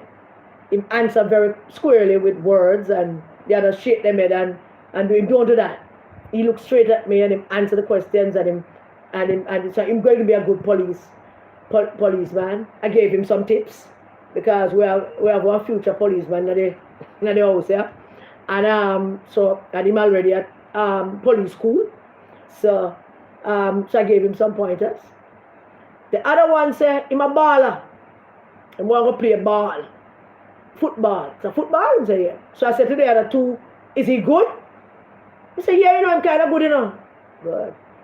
So I gave him a pep talk about following your dreams and how to help to realize it and not to depend on politicians and MPs and councillors, not even your parents. When you find your dream, find ways and means to chase it down and follow it. So I gave him pointers. I pointed him towards the football organization in St. James. I made a call, I gave him the number, gave him the name, and get everything. I just him now to go follow through and make them see him play. That's the way, that's the best way, that's the best part of my day that morning. To give him that, to help him with that. Yeah, the one say him don't know what him want to do yet. But tell him that's alright, because I don't know either. I mean, much older than him. So him don't worry about not knowing right away what him want to do. You know? But they are our young men, and we have to encourage them. And I get great pleasure out of encourage our young men. But then I meet Nico. And Nico, you might have seen a picture. Nico is a brown fellow, almost white. And Nico say he's an architect. And he work with him uncle, and him uncle is an architect. And Nico is 18, just graduate, and he might work with him uncle and him good. So I call him friends, and I say, is Nico an architect? Them say, yeah, man, bad man, a bad architect, man. I'm going to be Jamaica #1 architect, this man. And I say, go on to see him when met. So they know something when drop and they plan when do. We see a whole heap of things when do, man. Man work with him uncle, them at the hotel, them and Ray, and they must have big up Nico. But I'm enjoying that, you know. They rile them up for them, continue that. Nico is indeed an architect. Because Nico go away and come back with a little book and show us a little thing, and we have to encourage Nico as well to be an architect. The young women, oh, I got to open my hairdressing parlor, I got the nails, and I'll be a teacher, and I come back up and come teach. And then I say, no, I'm not a teacher, I come back up and teach, no, I come back up and teach. Well, I'm going to teach somewhere else. Yeah, where? I don't know what I want to teach somewhere else. Drama. I'm telling you, I mean, Cambridge does drama right through. And we should have known from then that it was shaping up to be a drama. Then Princess and Michelle was engaging the lady that owns the shop. She and her daughter. And the woman, the lady that owns the shop, she said, Princess and Michelle started asking her if she knew Nikisha Burchell. She said, who? Nikisha Burchell, the PNP candidate. No, somebody never hear about him yet. So in there? So them say them know Nikisha Burchell. I don't believe them. I don't believe her, the mother who said she don't know Nikisha. She probably don't know say she names her. But I don't believe her. I don't believe her because others told us that Nikisha Burchell, and we're not calling her side chick for this one. The others told us that she come through the place, drive through there, and she stop and regular. So the daughter says she know her as well. Now, the daughter says she know her, the mother says she don't know her. And then make it absolutely clear. Says who them go and vote for depends on who give them something. So there you go. And that's a nice little shop there right beside Cambridge High School. It's a container shop, I think, if I'm not mistaken. And is whoever give them a money, that's who they're going to vote for. And they made that absolutely crystal clear. So here I am now. We'll jump out of the car now because we'll go up a ducket or whatever the place. Please forgive me, Raquel, that I don't remember the name of the place. Please forgive me. But we're going up to ducket. So I jump in the car and I call Raquel and I say, I'm coming up to you now. And she told me where to turn. So just about to turn, a young fellow came down. I'm over here. Karen Cross. Who said that? You know me? I know all PNP, man. Everybody know you. So we park. We say, we park. Because once you get somebody to talk to you, park. So we park and we come out and me and my whole of vibes talk. Princess Michelle went over there. I think it's a shop, a general store that Michelle went over there, so. And Princess went to a young lady and a gentleman that was a bar. Princess went to the bar, Michelle went to the shop. So I was there having a nice conversation with a young fellow, talking to him about PNP thing, and him tell me his views as to how things going in South Manchester and where the PNP candidate stands as against where the JLP MP stands. And we're going through all of that. Suddenly me here, a current cross that. I will tell you, a current cross that, and she mash up the PNP. So there, we met that woman and she went on and on and on, and she and us have a very big, brawling cuss out in a Cambridge Square. She proceeded to have to come out of Cambridge, we have to come in at Cambridge, and so we had a big cuss out with her. But it was a cuss out that never included nobody tell nobody the bad word. We didn't nobody never tell about the bad word. And it was a cuss out that never included nobody, I threaten nobody, to lick down nobody, and chop up nobody, and shoot nobody. Not like that. It was a good old PNP cuss out. Now we don't know her name, But because we met this lady who have a dog, and the dog not a name, so we named the dog Hyacinth. We don't know fear name, so we just call her Hyacinth too. How couldn't better think of a new name? So we are not a cuss out. Now Hyacinth, I know you're watching. I know you're watching. You can't help yourself. It's a human condition.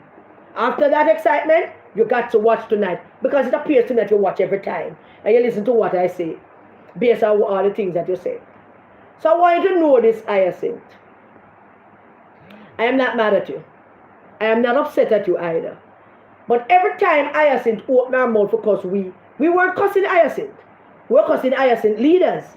So every time she say, "Are you a mash up PNP?" we make her know some Mark Golding mash up PNP.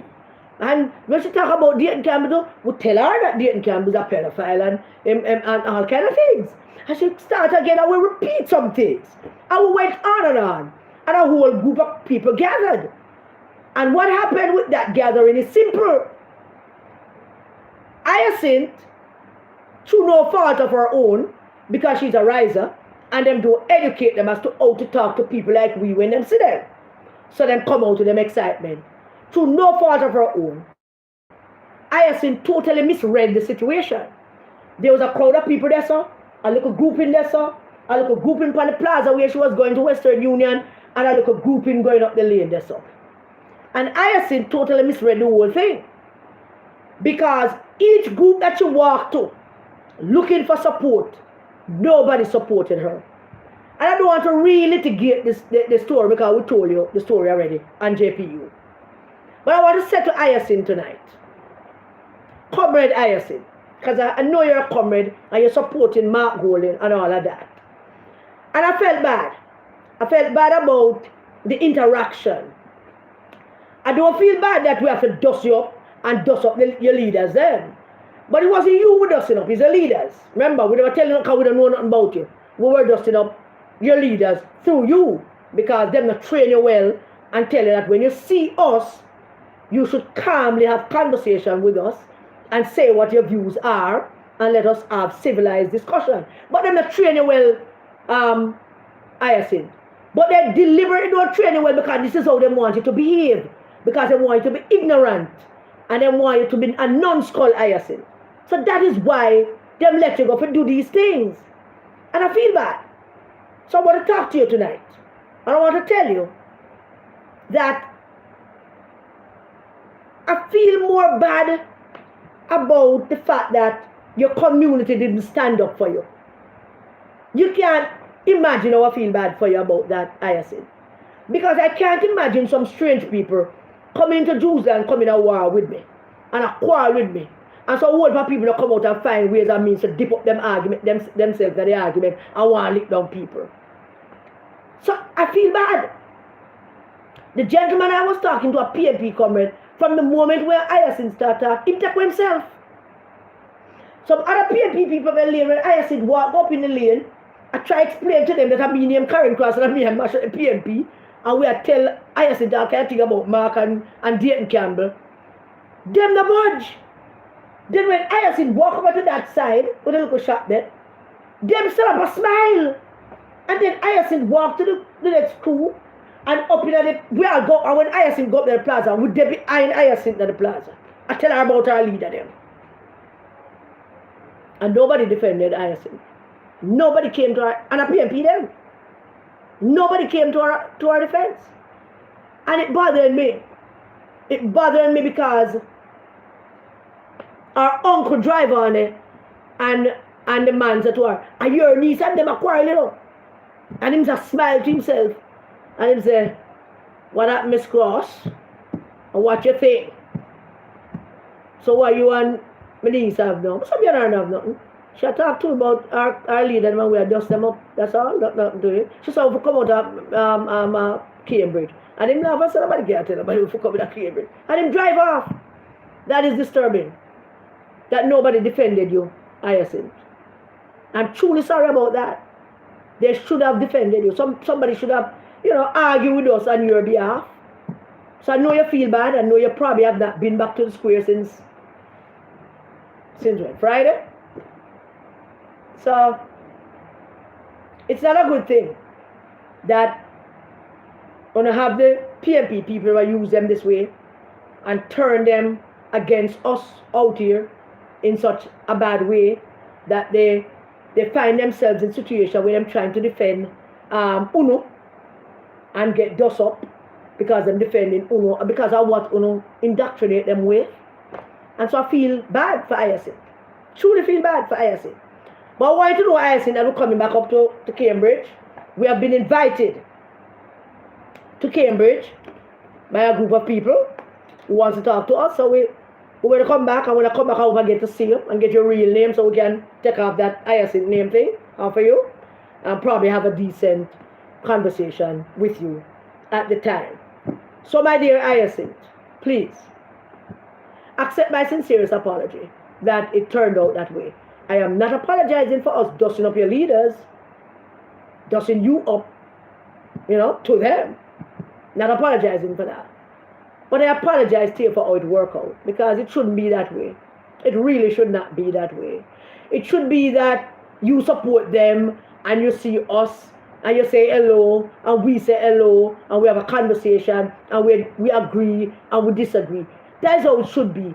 But that is not how them training us to behave. Them training us to attack us. And that is what led to that, Hyacinth. And led to where your own community wasn't standing up for you. Do you see what happened, Hyacinth? Do you see what has happened to you? Maybe you're afraid for your shame now for going to the square. Your own people were not there for you because you did defend some capitalist hustlers and pedophiles. And we have to ball out all of them, look at something there to make the whole community know that them people that you support. I'm really, really sorry that it worked out that way. So I hope we get to link up with you again and next time. So after we left Hyacinth, we went up to Duckett. Can't get the name right. And I went up there to have a conversation with a lovely comrade named Raquel. Now, that picture you see me taking up close, that's Raquel's line. Because when I parked, the rain started coming down, and Raquel was coming outside. So I quickly just started taking up the clothes and fair. And that was all that was all that worked out. And Michelle decided to take a picture of that. Raquel is an authentic PMP. But Raquel is a communications person for Nikisha Burchell's campaign. And our esteemed resistance leader in St. James said that we should go talk to Raquel, because Raquel is a decent comrade. And we want to have conversations with people who disagree with us so that we both can have an understanding as to what we are saying and what they are saying. So we went to Raquel. And we spent almost 2 hours with Raquel. It was very enlightening and very good discussion between us and Raquel. Raquel started out by telling me what she thought about me when the whole thing started, and all the things that she said to herself about me. And it was great. It was a lovely conversation. Raquel is a teacher. She's a community person. She's a farmer. A decent PMP. And yes, decent PMPs have found themselves in the Rise United camp defending traitors. And while Raquel was telling us what she thought about us, of course we were telling her about what we think about the person she is supporting. And Raquel understands everything. She knows. She knows where we stand. She knows why we took this stance. Raquel was lamenting a bit about how it all worked out and how it could have been handled better. And Raquel was just echoing things that a whole heap of people were saying about how things could have handled better between me and the party. So Raquel echoed some of that. Raquel is a steady person. She don't get agitated by things. She's steady and she's calm and she's a thinker. And it is clear from our discussions with Raquel that should the PMP lose the elections, then we're going to have people like Raquel to contend with. Because Raquel is an authentic Norman Manley PMP. Raquel, if you're watching, thank you very much for that conversation. And as I said, get ready for paint, call me. I'll come paint with you.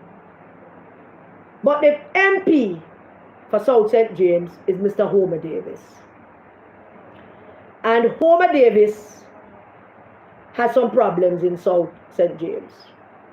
And I know the JLP people, them, the bloggers, them, the people on the live, but I know I'm going to come with all the excitement about Homer Davis can lose and Homer Davis lose. I have a little word for all of when I finish about all of this. Homer Davis, according to a majority of people in South St. James, Homer Davis is underwater a bit. It can seem to have a meeting with more than a dozen people. Some people not seeing him in some places. It appears that him have some deep divide between him and him base. And I mean him have some deep divide with him and him base because a very well-connected person within the GLP base in St. James telling me that there are a number of GLP supporters who are organizing themselves to vote against Homer Davis. JLP supporters, workers, people in charge of places and things who are quietly organizing themselves to vote against Homer Davis. And not jiving. There is absolutely no reason for me to doubt these persons. None. Homer Davis is one of those, same like Danny. Man, Danny seemed to have the same kind of issues. So him is about to F it up as well. So while there are a lot of PNP people who say that Nikisha Burchell have a very good chance of winning that seat, there are JLP people who say they are organized against Homer Davis. Now, one of the persons who said this to me said, some people in the JLP is aware of it. They mentioned Mr. Chang. I don't know if that is so, which is why we're going back to go find out more. We're going back to Westmoreland, or we're going back to South St. James. We're going back to Eastern Westmoreland, or we're going back to South St. James. Because it appears that Danny and Homer want to slap, or want some pickaxe stick licking at them head or something. I don't know. Look like Homer and Danny don't understand what's going on. Don't understand what role them play in all of this. Maybe, maybe not. Maybe they are told, or maybe they believe that their winning is neither here nor there because they weren't supposed to win in the first place, and maybe them just going through the motions on the notion that they weren't supposed to win in the first place. That could be it. It's a psychological thing. When you win something you shouldn't win, it's a psychological thing. You are in that place all the while. Why, I didn't really win. Yeah, man, what me was supposed to win, sir? No, maybe just do what me that do in 2020. Maybe just do that again and see if, that can happen again. But it's not looking good. Not looking good for Homer Davis down in South St. James. Now I wanted to give you some general things that I observe on the road as it relates to the Prime Minister. I will tell him already. So roads are people problem. Problem is roads. Roads. The road to go up to Raquel is terrible road. St. James, that main road going up to Cambridge is kind of, it's a Prime Minister, you have hope of money, man. We have NIR, stop boast about NIR and fix some roads. On our way to Manchester on Saturday, Manchester South, we decided that we were going to come off the highway at some point and make our way back through the old road, coming out at that part, going down to Clarendon Park. And we did. And that decision was taken for observation purposes, mood purposes. Morris is not affected by the highway. Morris is happening. Morris is just happening. Juicy beef is not affected by the highway. Juicy beef is great. The staff at Juicy beef is great. I mean, I have to commend them. But once you left Juicy beef, once you leave out there, so you pass the gas station and go in there, so and start moving, that's where the observation comes in. The host of orange and fruit sellers have pretty much disappeared off the road around the Scots Pass their way. There's just one man selling orange and grapefruit and stuff. And at that hour of the morning, just one bar open. And in the bar is a young lady. Slow down and look who in the bar. There's a young woman and there's a young fellow sitting in the bar. So let's go check out the bar. So park up. And Michelle head towards the orange man and I head toward the bar. And I sat there. I learned the young lady's name, Rakisha and Ronaldo. Hello, Ronaldo, I promise. Hello, Rakisha. Hope to hear from you guys soon, right? The conversation with Rakisha and Ronaldo. Ronaldo is 26, working at call center. Rakisha is 20, working at the bar, but she wants to open a hairdressing shop sometime in the near future. Rakisha never voted, ever. She could have voted in the local government election, she didn't. Both of them spoke very highly of the JLP councillor, Miss Moran. Seemed like everybody liked Miss Moran. She seemed like a nice person. Everybody likes her. But when the discussions open, when we go through the formalities and talk about little things like which school she went to and what did they do and get to know them a little bit, get them to talk about themselves a little bit, then the political discussion opened. And Ronaldo was the mouthpiece, you know, because he seemed to know what go on. And not now go on for the youth them in terms of form themselves in group. Police are take set upon them when them gather as young people. The police have a whole list of them names down at the station when them gather. And that came up because he was mentioning some things about the community that they had done and they want to do, and I was trying to encourage them to get back themselves together as a group. And that's when that whole group thing came up and he spoke about that. I was sitting there with Rakisha Ronaldo for a good hour when a gentleman turned up in the shop, in the bar. And him buy him thing and I said, I know you, you know. I said, I know you too. That, of course, is just a laugh. And then another man came in about 3 minutes after to buy a Lucozade. And then immediately a van draw down. And the man stood in the van and him said, give me one, something we want. One of them will look like a Pepsi bottle, but it look like a purple bottle thing. One of them order. And him said, I want to go to the bar and meeting. I said, no, sir, we're just having a discussion. And him jump out of the van. Me know what I said. Me know you. And him jump out of the van. Now it so happens that him come from Manchester, the one in the van. The one that came to get the Lucozade come from Hanover. Him get on him phone and do a video call with some more people from Hanover. Make them know saying there with us. And then The other one who came in before, remember what Michelle, you remember where him come from. But we're basically talking to people from about 3 different parishes now. And boy, did we get it. Everything that Craig Oates have been saying about Hanover, this man was repeating to us. Yeah, I hear you. Yeah, I hear you.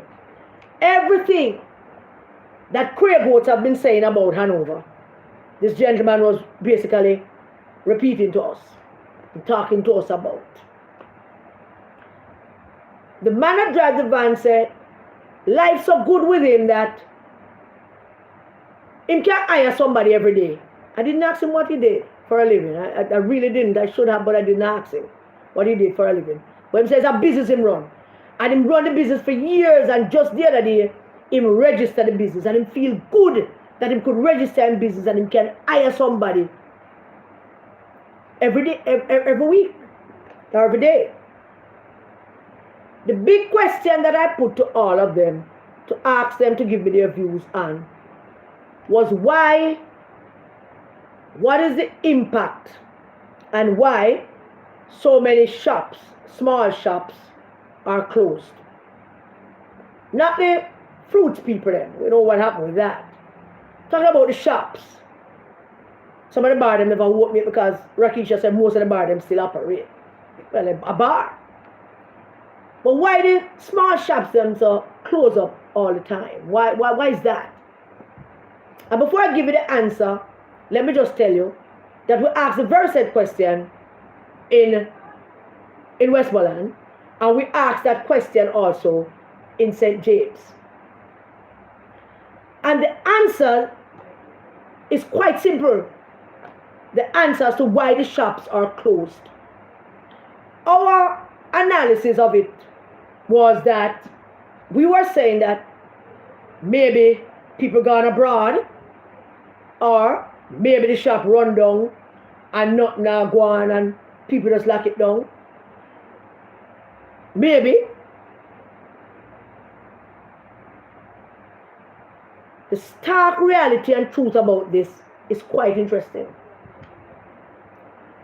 The people explained to us, the guy in Cambridge, the lady in Cambridge, the people in Westmoreland, and now these people talking to us in Manchester.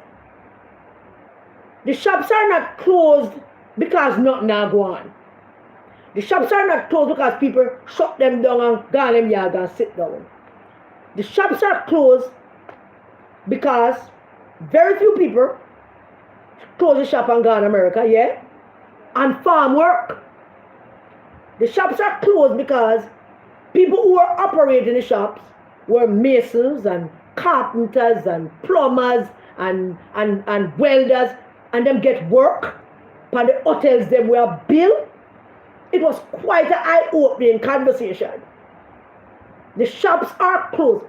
That whole strip going into Cambridge, the shops are closed because people get work at hotels. Does it mean, I ask, that all of these people get just work for the something, labor work? No, say the man when owner shop, say the man they a big time mason. Yeah, man, the man they a big mason. And you see that bird when owner shop, oh, one woman who shop clothes, she's an electrician who went to art. And our neighbor took pains to tell us that. She's an electrician. She went to art, she worked down at the hotel them. People close them shop because them get work. Farm work a hotel, work on construction sites because a whole heap of things are built, and people close them shop. Let's talk about the hotel work, for example. I mean, a mason man gone for a hotel work, close them local shop, and go and do mason work for the hotel. He probably come with about 60 grand a fortnight time. Because he's a tradesman. Probably even more. Let's say the plumber is just an ordinary plumber. At least he will be earning minimum wage. So he could be coming with probably about 40,000 a fortnight time. Huh? But the most interesting thing about the people who close them shop and go to work is not the masons and the plumber and the electrician woman and those who go and farm work. The most interesting thing are those who close them shop and go farm them land. Only for them are farmers who just close the shop and go farm back a land, or maybe a family member gives somebody a piece of land and they must go farm. So the closing of the shops, while it makes the community look a little bit, funny, the person like because there's a shop and it closed. It's not that it closed because something happened and nothing now go on and nothing now sell. It closed because people gone to work. And that is what explained to us the reason why nobody now say nothing now go on. Because we were thinking that with all of these shops closed up, people probably at home now do nothing, and we're going to look out for what people might be saying. But every time we ask people, which is usually our final question, so what you think about Prime Minister Oldest, what you think about what he's doing and how he's faring now? Yeah, I'm going good, I never vote for them, but I don't see nothing going bad, things are going good. Not a soul, nobody, not a single person have anything to say. We are not with him. We don't meet nobody yet to tell us that they're not nothing with the Prime Minister. We don't meet nobody yet to tell us that they don't want to hear nothing from him and him not do nothing. We don't meet that person yet. Miss Williams, whom we met in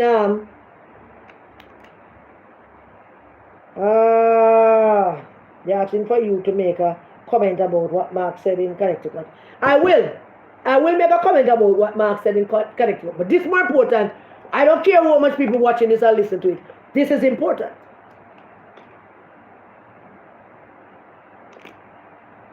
Our final question to Miss Daphne Williams. She's not watching us because she said she don't know about this YouTube something. But we promise I will coming back to see her. And we always keep our promise. We did a 3-minute interview with her down in Porus. Because she came to my guy, Evan, one year, hugged me up, squeezed me to death, She came to him to buy stuff, and she was buying stuff from the other guy, the car, and we decided we're going to talk to her, and we asked her if we can record her, and she said, yeah. She's the one who said she knows him as a chin. She's the one who have problems with the road and stuff. But when we ask them what do they think about Mr. Holness, I've never seen anything like it in my life. Because people always have some crap to talk about whoever the Prime Minister is, or what him now do right, and how them life stay bad. The road, them blame that squarely upon the MP. Squarely on the MP. Not the Prime Minister. He might do some things, he might do some things. And then, a young fella told us that his sister get a house. So, he might do some things, he might go on, So you think we'll win the next election? Boy, look like Mr. Wallace will get it back, Look like he might get it back, man. So why you think that? You think the PNP will get it back? You think the PNP can get it? Why the PNP didn't get it the other day, but they not get it again, and Mr. Wallace look like he have a whole penny now, he have a whole penny.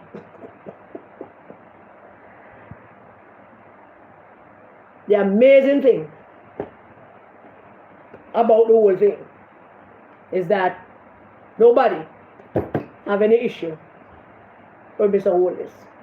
And that is an amazing thing. Quite an amazing thing.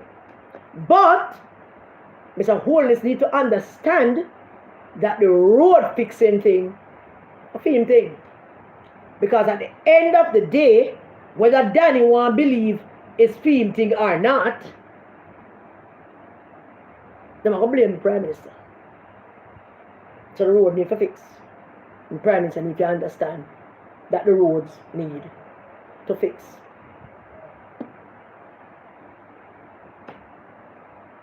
I want to just say something in wrapping up this section. To all the people who listen and all of you who we met, I want to, oh Jesus, Lord have mercy me.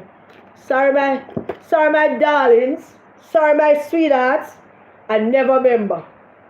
I don't want to incur your wrath, so let me look up for the names. Michelle, you had sent me the names, right? Oh yes. So I want to big up Lawrence, Orlis. So you doing, Lawrence? This is a man from Lucy, Hanover. Good night, Orlis. Great to have met you. Wonderful conversation. I hope to see you soon in Hanover. You said we should come, so we plan on coming. Magnus. Boy, I tell you see this youth, you know, him selling a porous. And him have a name that is a full-on Bakra Master name. Magnus Worms. Hail up, Magnus. Love the bananas. I don't eat them yet, but we don't boil them yet, but thank you. Bananas are good. And then Evan, my boyfriend, who have him wife America. I talk about him, I know she in America, even though him and I in contact. But him I really know she do, but so him that want me come live with him, and his house big and it nice and hey Evan, are you the boss? Thank you very much for the ground provision that you gave us. Thank you all very much. All of you whose name we don't remember, bless you. Thank you. Thank you. Ronaldo, you know what, you and Raquel need to do some work and then get back to me, right? So do that and we will talk.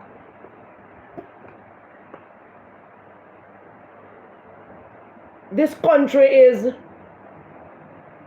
on a particular path now. And it's not an easy path. And it took us a while to get here. I mean, when you walk around the country, you go around the country and look at the faces of our children, I am assured that we're doing good. When I look at those kids in Cambridge, how lovely they look, how healthy they look, how happy they look. Nobody looks, I mean, sometimes looks can be deceiving, but I'm good with kids. I know I can see when hurt happening with a child. I can see that part is one of those gifts that Lord blessed me with. They're healthy, they're happy, they're good. They just need to be guided and the opportunities to be there for them. But people have to understand, everyone here that listening, and Lawrence and Evan, and you heard what I said. You have to understand that this is not about JLP or PNP. It's not about that. This is about you, the people of this country. You, the voters, your children, their future, when you reach up in age.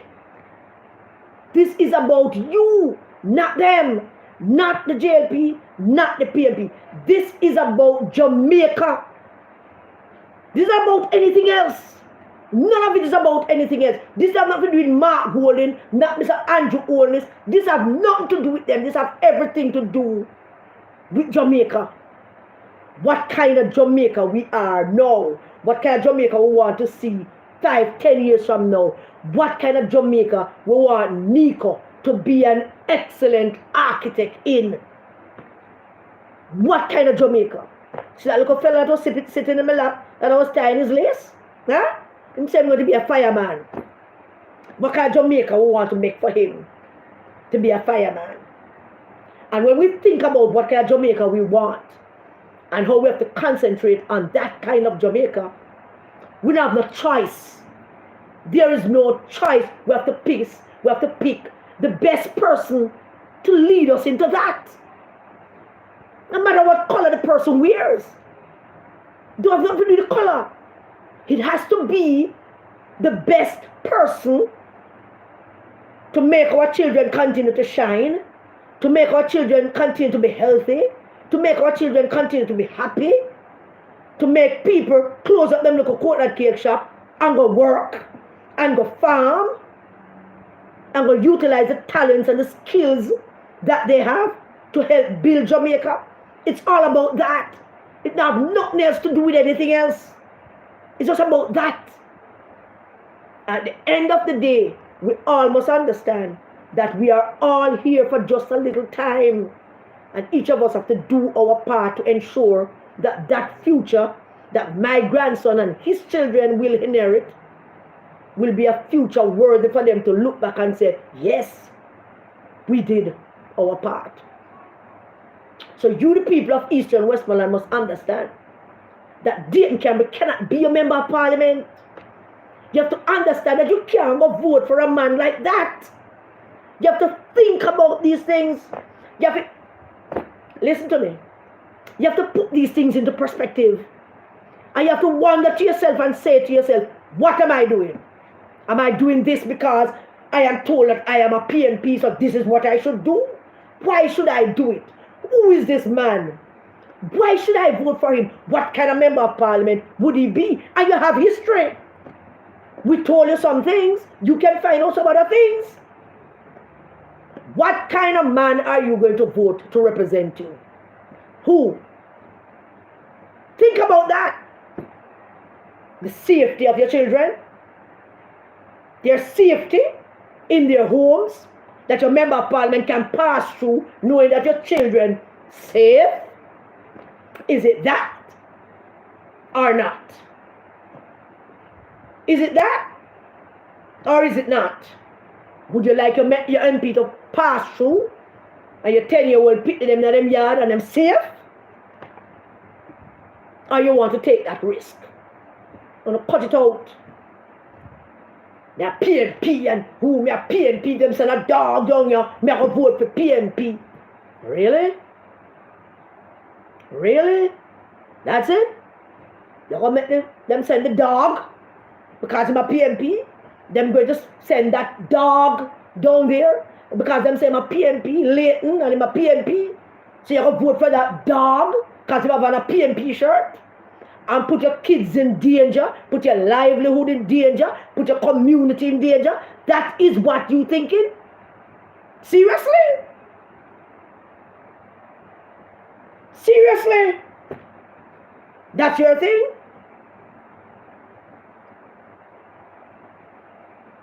This is no joke thing.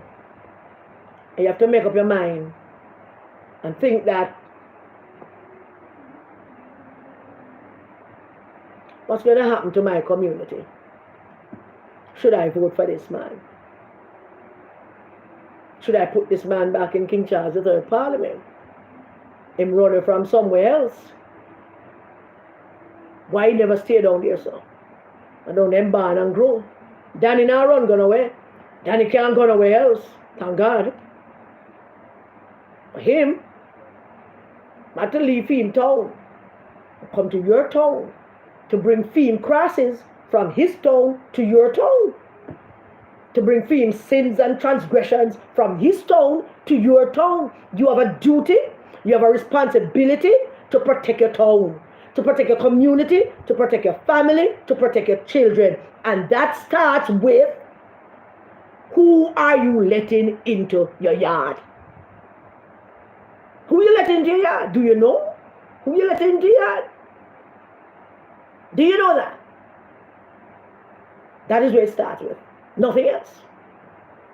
So you all can hold up your hand and talk about me a PNP and I him they send. I him them send. And let them send.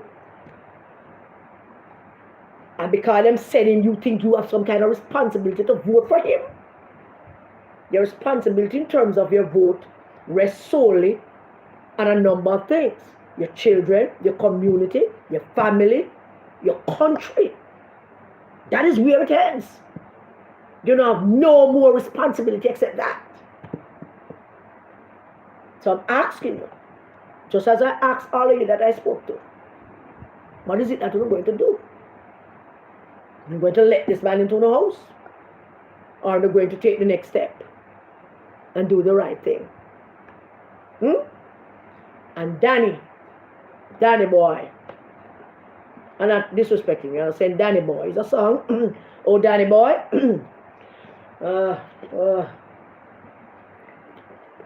Pardon me.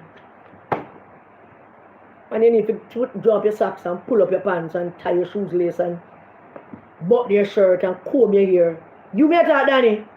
Yes, you. Pull up your pants.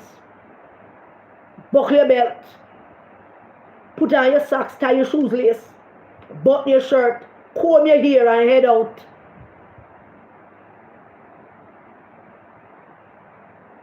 You will be the Savior, Danny. You will be the appointed one that the good Lord is asking to hold the fort for the people of Eastern Westmoreland. And you have to, come on, Danny, man, you have to start taking that serious, man. You have to start taking that serious, man. You're getting take that serious. Up to you, Danny. Take that serious, man. Take that serious, Danny. When I spoke to Raquel up in Cambridge, we impress upon Raquel that under normal circumstances, I would not have a problem with Nikisha Burchell if she was a normal, ordinary PNP that joined the PNP and was serving the PNP YO and came up through the ranks and serve our country and serve our party and serve our community. There would be no issue with her. But she's not a normal, ordinary young woman. She's not. And I know the feminists, them, and the whole foolishness about defending and supporting women. You don't try that with me. I'm not upon that with nobody. I'm not upon that with nobody, but let us support our one just because we are women. No, don't do that with me. Nobody don't do that with me. Nikisha Burchell got her clear instructions from Mark Golding. Set up the WhatsApp group. I could set it up. And we could communicate through this WhatsApp group. And this is the WhatsApp group that we're going to use to make sure that Peter Phillips don't become Prime Minister of Jamaica. And the people of South St. James that watch us. May I ask you a question? Same question I ask a lot of them. We don't want to reward her for that. She was the one sending out the communications. Only don't vote for this person. Remember we're only supporting candidates that support PB.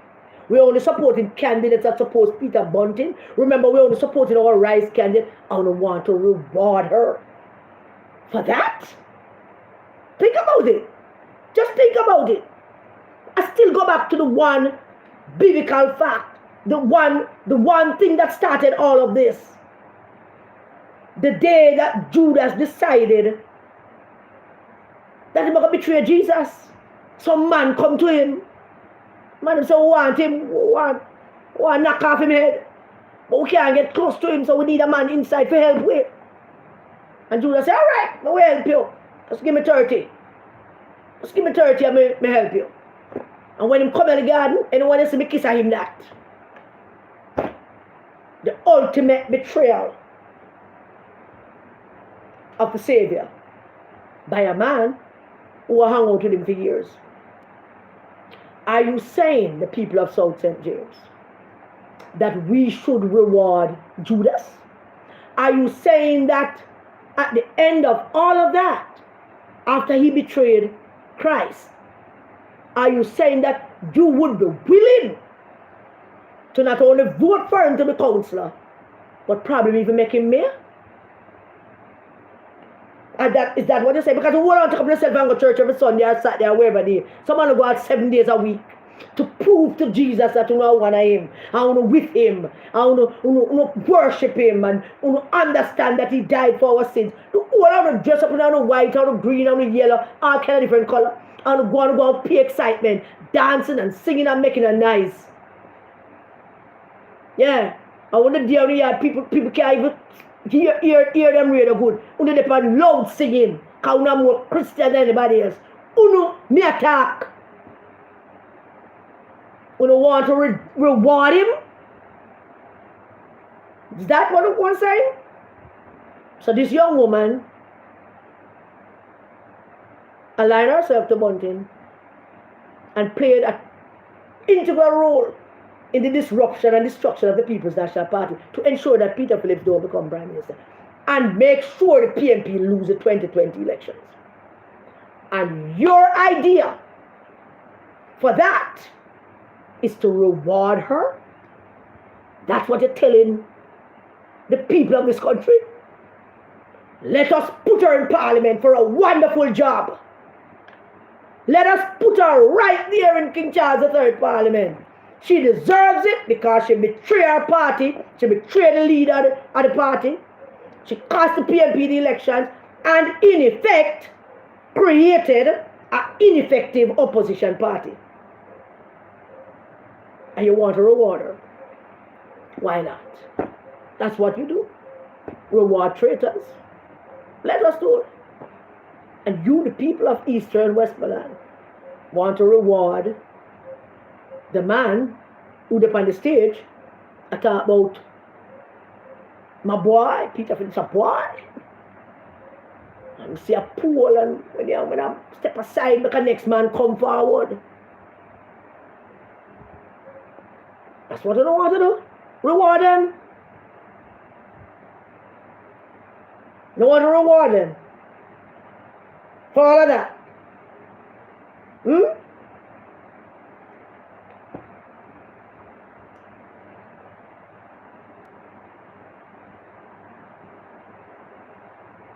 Them people that work for the devil. And them not afraid of God. And them not afraid of Satan. They're a different breed of evil. Because the only thing that means anything to them is power. Whichever way they can get it. However way they can achieve it. They will tear down and kick down and destroy to get it. So Danny Boy and Oma Davis, we need to stop F around. You think this is a joke business? It's one to uno. It's one to uno. Danny Boy and Oma Davis and Mr. Chin down in Manchester that nobody don't see. Nobody. I mean, we have not met anyone that said them see you, Mr. Chin. I know maybe you have several wholesale to attend to. Because Chin your name on the effing around with fire. As if you don't take this thing serious. Walking around and say that you're going to win, Mr. Chin. That will cut it. That will cut it. People themselves must see you. So Bunting in your yard, in your house, and make inroad in there. And you busy must say run wholesale, I don't know. I just assume that your name Chidi run wholesale. Anyway, don't take that as a disrespect, it's not. It's a joke. Sorry, sir. But you can't be a rubber down somewhere else and nobody not see you. Bunting, not a place people see, people know him, people talking to him. Don't look like him can win to me, but Bunting have pulled off miracles before. And you are walking up and down and deliver back to one people and not checking other people. What I'm telling you, Mr. Chin, I don't get it. What I'm telling you? Something wrong with you, know? Something wrong with you and Danny and Homer. Why would I drink? Why would I eat? What's wrong with you, know? Which part of this you don't get? Talk to me. Talk to me, Mr. Chin. And when we go back to Westmore, we're going to seek out Danny. Because some people know where he come from and when family and me, we're going to seek you out, Danny. He asks you what go on, where you up to? Because you treat this thing as if you think it's your own personal thing. It's not your personal thing. It's It's about the people of Eastern Westmoreland. It's about the people of South Manchester. It's about the people of South St. James. What's wrong with you now? They trusted you. They elected all three of you. They put them last in a uno. When the other people, they be there one side, and sabotage the other man them that were supposed to win. They chose you. They chose you over the man them that were the 2-1 favorite. What is wrong? We don't know. Seriously? What do you know? Nobody in the constituencies now quarrel about the Prime Minister now do this and now do that. Nobody now quarrel say nothing now go on for them. Nobody now quarrel about them poor and them paupers. It's only over the PMP that matter about people that suffer. Most of the people what them know because we don't know nobody will suffer. And we don't know who those people are who suffer. Them just love use that word, people that suffer. We don't know them at all. Must be for them people, must be them, we don't know because them can't show away one people who said them suffer. And Unu, the people them put them trust in the people them do that chat. The woman's face was contorted in all kind of different shape when she talked about you. Both women, the one in White House and the one down the border. Both of them, their faces were in all kind of contorted mess. Him, Daddy, me, him, me know Danny, me and Daddy and his friend, Daddy come from up there so, Danny one away, so we say we are giving because him one away. Basically, Daddy, what I was saying is that you're not going away, you're going to stay with them, but then, you're gone. I tell them about you don't fix the road. Anyway, went through all of that already. I just want Danny and Oma. I don't know Mr. Chin first name. Michelle, do you know Mr. Chin first name? Just want them to understand that. We're on two now. Ducats, yes, it's Ducats who went to. I remember. Sorry, Raquel. My dear Raquel. Yeah, well, everybody who wants us to visit someplace, make a contribution. We're not begging no money, but if you don't want us to go somewhere, make a contribution. To the gas, something. Let's make a contribution and we'll go. Alright, let's move on to the last two stuff that I want to discuss. I don't even know if I want to go there. But before we go into what did I say? Now everybody is fluting, not over this fluting, you know. Spinning my head in a particular kind of way. Everybody losing their mind over Mark Golden state of mind. Mark Golden Connecticut state of mind. How this thing is about in a New York state of mind? It's a Connecticut state of mind. Let me help you out with that a bit. To the best of my ability. Let me see if I can help you all out with the whole Mark Golden thing and what it is.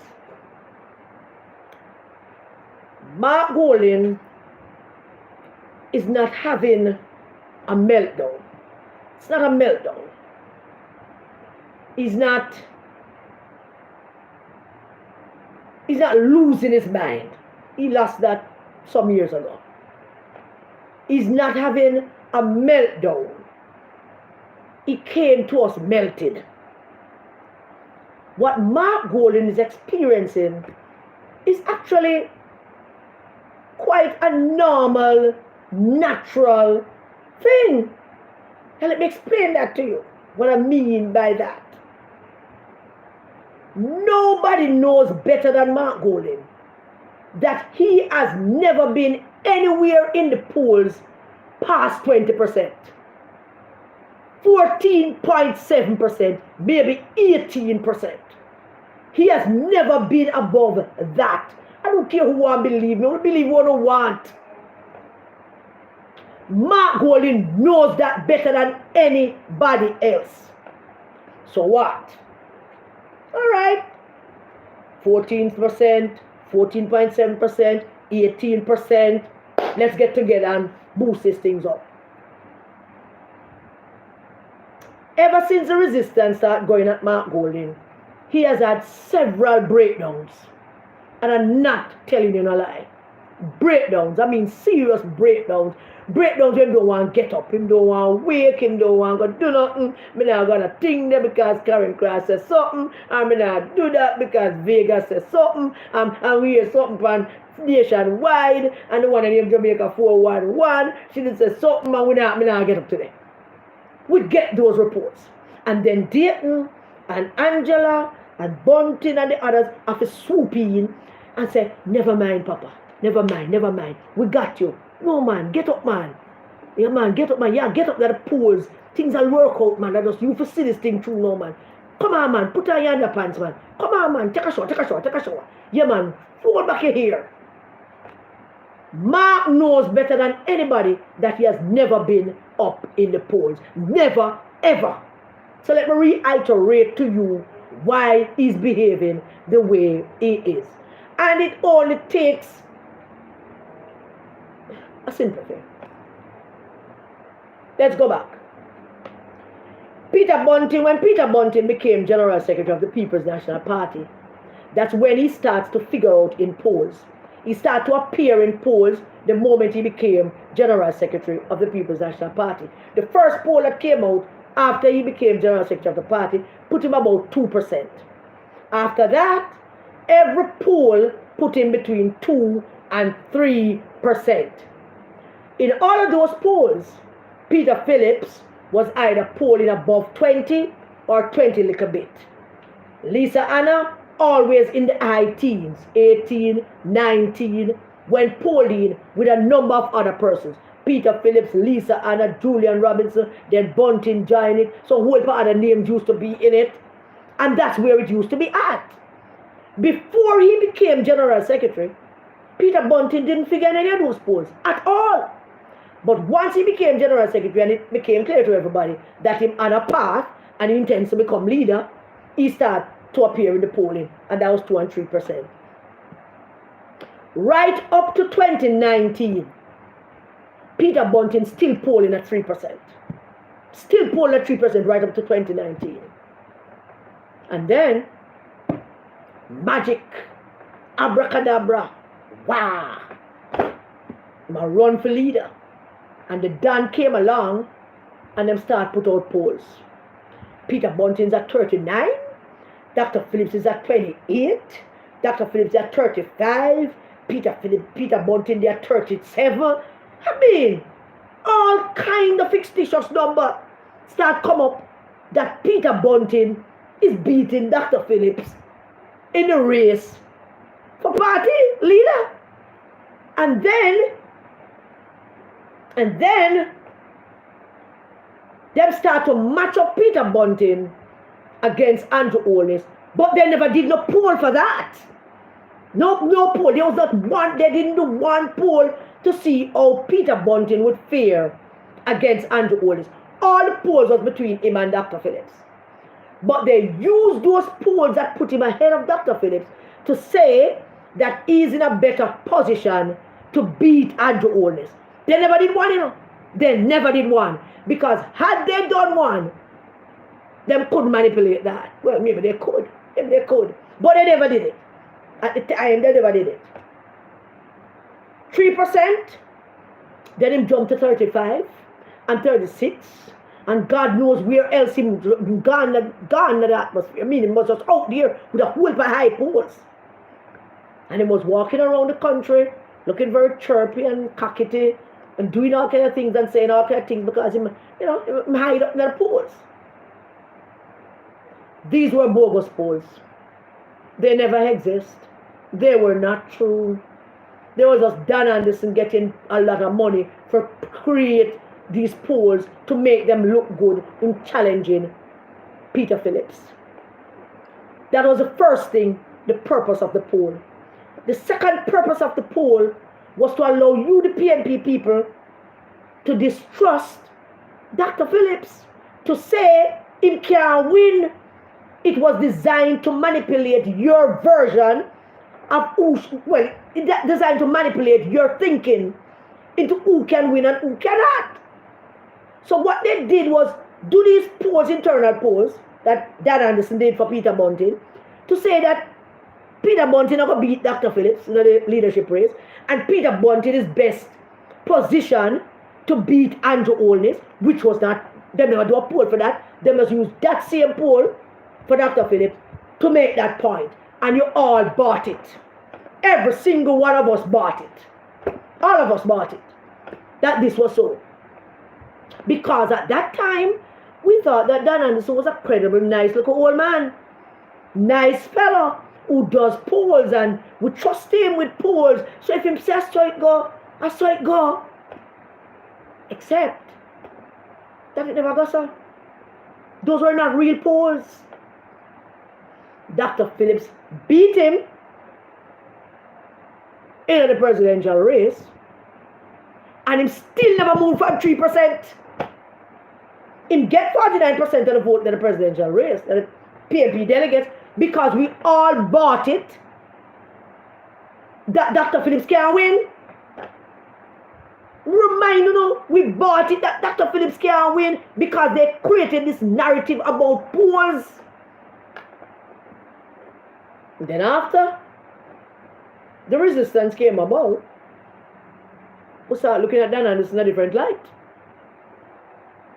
Mark Golding was at 14.7%. And then 1 year or less than a year later, Dan Anderson poll and Mark Golding there 35 or 36%. Now I want to think about that very seriously. Very seriously, think about that. One jump from 14.7 to 35%. What did he do for that bump? Did he solve a major mathematical question that the world have not been able to answer for many years? Huh?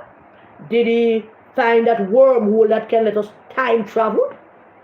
What did he do to jump from 14.7 to 35? Nothing. Absolutely nothing. But they convinced him that we're going to put in this little bubble. And we're going to start do some polls. And you're going to rise up in the polls. You're going to rise up in the polls. We're going to make Dan go do some polls. They're going to garrison them. And you're going to rise up in the polls. So much so that him himself, Mark Golding, start believing it. He knows it is not true. But he believes it because they put him in a bubble and washing him down and soft him so that he can stay still because he want to leave. And number of times he wanted to resign, you know. And number of times he must have been break down and say, I leave him, can't bother. They had to do something. So that's why these polls came about. And then he adopted a pretty good message going into the local government election, which I thought was risky. Because after that, he now have no more message. And that's what they did. Make us get rid of the wicked and corrupt government. That's those words. Make us get rid of the wicked and corrupt government. And at that time, in 2024, late 2023, going into 2024, at that time, things weren't looking so lovely. On the economic scene, things were looking so lovely for people. People was having a little bit of angst against the government and the Prime Minister. So what happened at local government elections? A whole host of young people and some other people went out and voted against the wicked and corrupt government, thinking that they would get rid of Mr. Holness. 3 months later, they wake up, Mr. Holness is still the Prime Minister. But they did. They went out buying that message, getting rid of the wicked and corrupt government. And Mark Golding went out there and the crew and them sell that. And a whole host of people went out and voted for the PNP candidate when them don't even know the man don't do any park or go down there. Him come out and say, yeah man, we go do it, we go give the man the vote, you know. And I say, well, it's a lady, you know. That's how daft the voting population is, which way we have to educate them, say come back. And that's the message. And he got all that vote in the local government elections. But guess what? There was one little snag in that. The snag in that is this. 2 snags in it. One, the PNP base never came out for that local government elections. They stayed home by and large. The PNP base, what the PNP got were people who would normally come vote in a local government election. Plus 18% of who voted in the last local government election didn't come out. 13% didn't come out. And that is what gave them seats like Duane Park. That's what gave them seats like Kasha Park. It is those people that turned up, gave us back St. Mary. People that were upset with Bobby Montague. People were upset with Mr. Holness. That message, vote out the wicked, corrupt government. It was both a trick message and a risky message that was successful to some extent, but largely failed because they never win the local government elections. Not only did you not win the local government elections, you could have accepted that you never win. When I realized that Mark had a breakdown about a day or two after, oh, they never get that report. We got it. Day or two after. He said if he couldn't win that, he was telling them, if we couldn't win that, we may stay for, make somebody else, well, can't take this. A ball more leave. So they lied about the poll with Bunting challenging Peter Phillips. They lied about the poll going into the local government elections. Hype up everybody about getting rid of Mr. Holness. Had a good turnout for the local government election. Still didn't win it. What do you think happening now?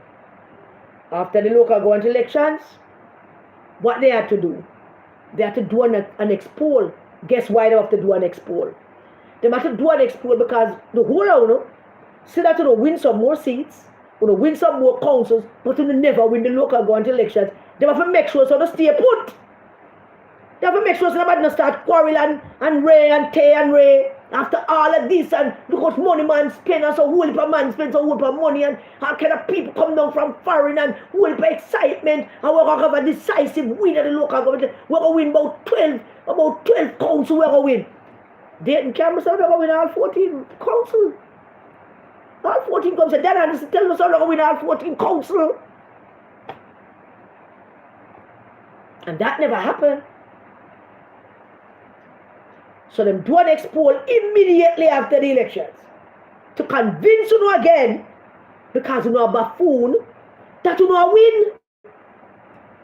Yeah man, see that?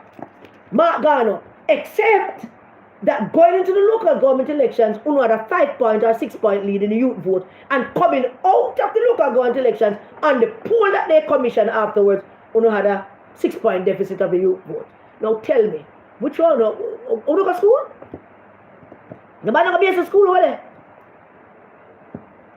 Him do an expoll immediately after the local government election. Now, you think it was just, Ray, it was just to make us stay put. That nobody no dissent. Nobody no start going with nothing about Ray and Tay because we are keep Mark. And then they did another. And right in the middle of doing another, we start talking about him in British citizenship.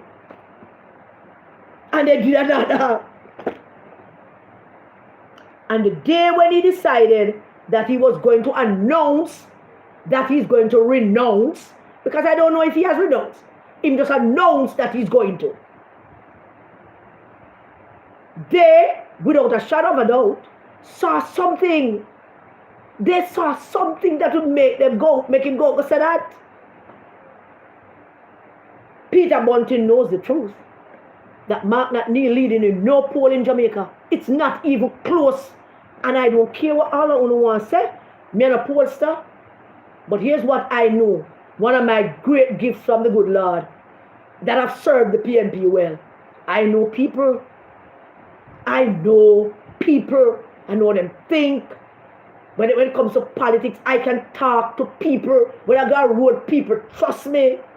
Because I'm honest and truthful with them. People trust me when I talk to them. And they will tell you in the PNP When it comes to directing a voter what to do, I am a genius at that.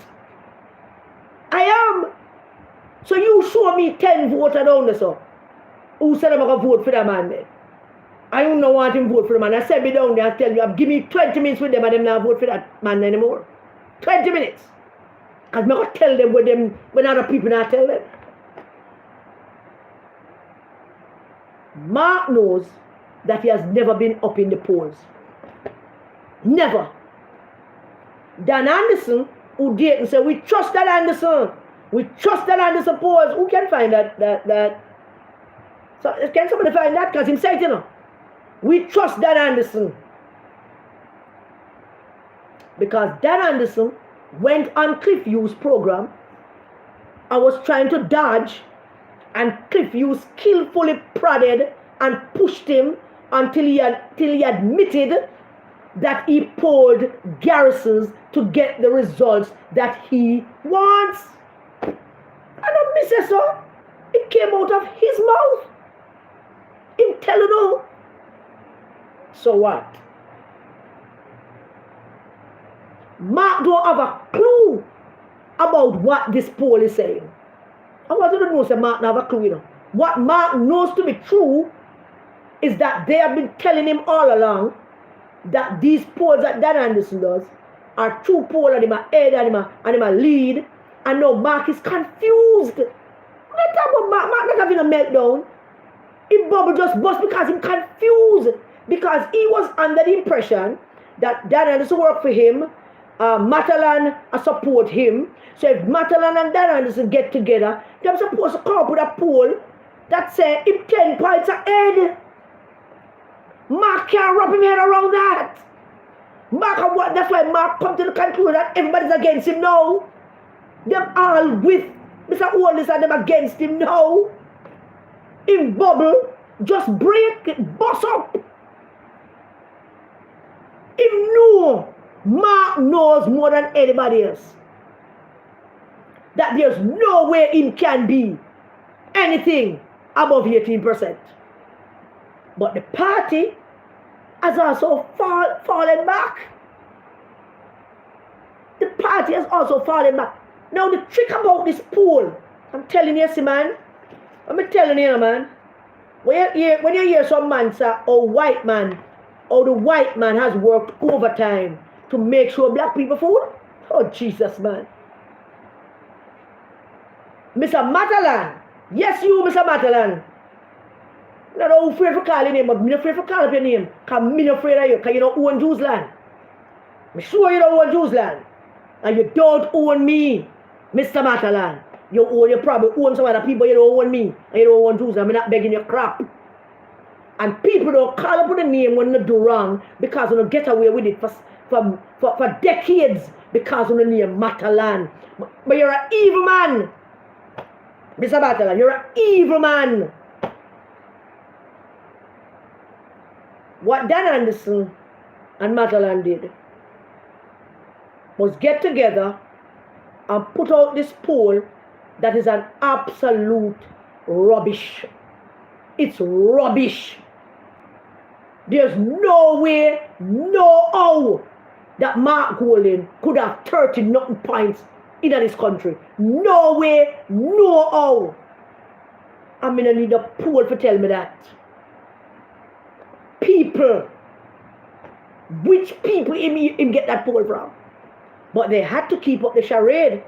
They have to keep him within that same point margins that Dan Anderson has been keeping him for the last year plus. They had to. They had to do that. They couldn't exactly manipulate all of it. But they had to put him within that same range that they have had him since Dan Anderson started polling garrisons to make them feel better about themselves. And let me tell you how I know that it's a make-up poll. Maybe I'll go more places, you know. But I guarantee you that more places I go, is the same results is going to come back. There is no way, shape, or form.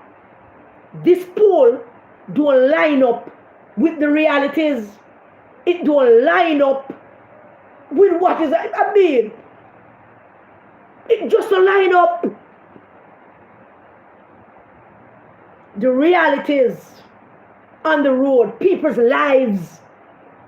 This poll is totally removed from all that is happening out there and how people feel about themselves. Did you know? Did you know, people? Did you know that people vote according to how they feel about themselves? People don't vote because of how they feel about you here. It's how they feel about themselves. We took the long route coming back Saturday just to go through some place, particularly Old Harbour, just to see. There was no darkness. There was no darkness. There was just light. People pretty. People just look extra good looking. I swear to you. People look extra good looking. The road them look extra clean. The stall them look extra nice. People shopping with smile on them face. Nobody now frowns. Nobody now look like them a suffer. Nobody now look angry. What's wrong with them? How many of you in this life can tell me when last you not have a war in the community? Where somebody just run out of them yard and lick down somebody because somebody said something to me. Or a son of war with his mother because he want to buy a split for him want $200 and she not give him. Or because he not eat nothing. That has not happened in Tucson for a while. When you ask Ronaldo how violence stay around here. Domestic violence, any kind of violence. And we're down in Scott's Pass. It's a normal everything, Chris, man. I have look quarrel, but that is also an indicator as to where people's comfort is.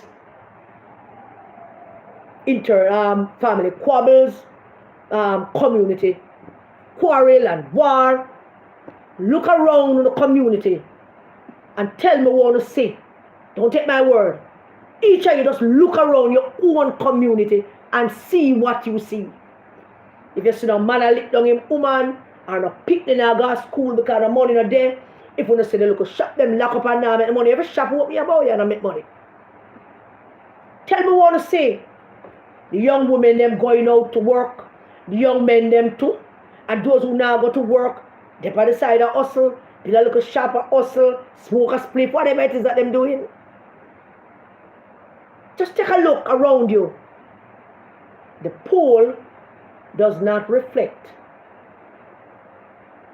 the mood. The poll not reflecting the mood of the people.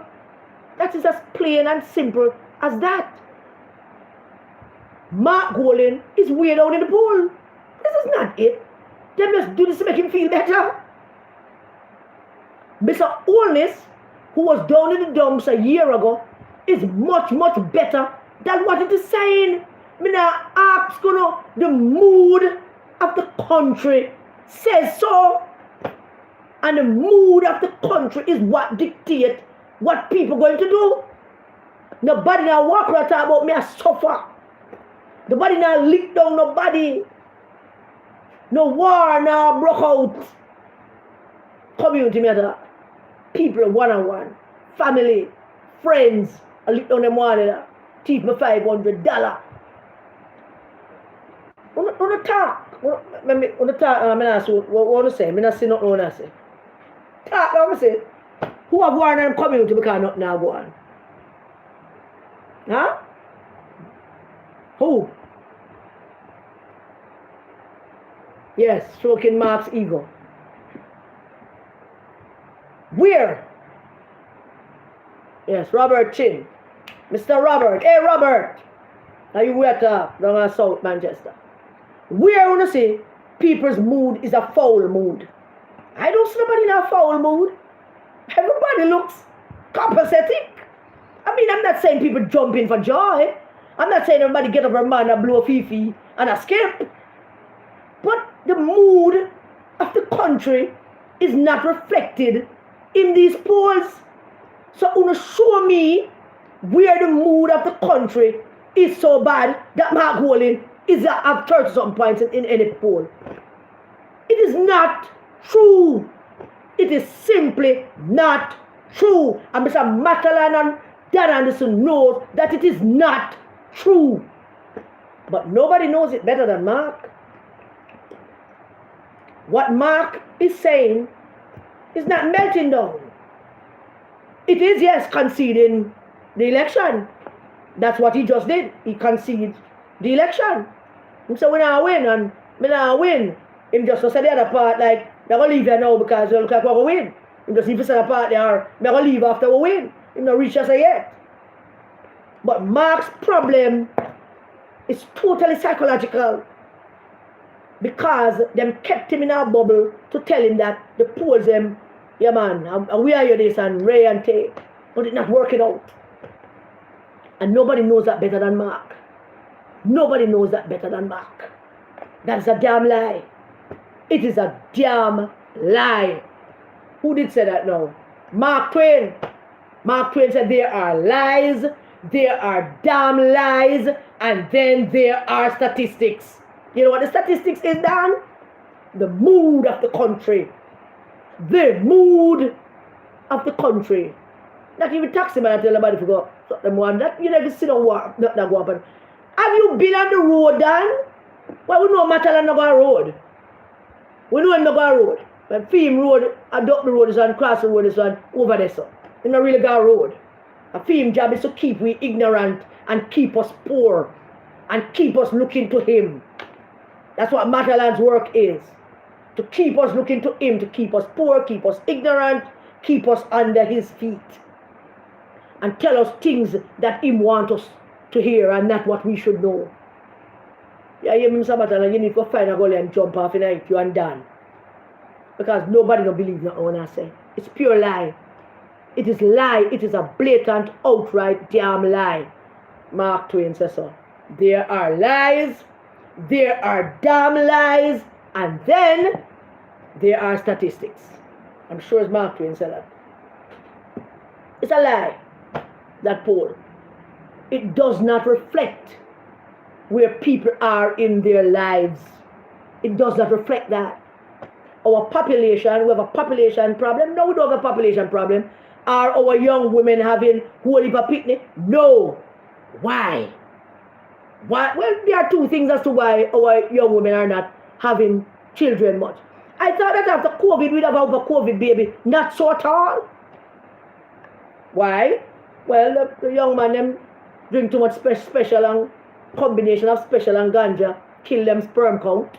That's for one. So them a fire blank. And two, the young women them a go for them profession. Them a enhance themselves, them a build up themselves, them a add to them local education, them a study more, them working, them concentrating on self-development. That's what the young women are doing. Young men too, but the babies them not coming because the young men them a fire blank. Too much special and ganja combination early morning before they eat something. And I don't know, maybe that is God's way of saying, okay, Jamaica, let's hold on a little bit on the population thing and let's not do that.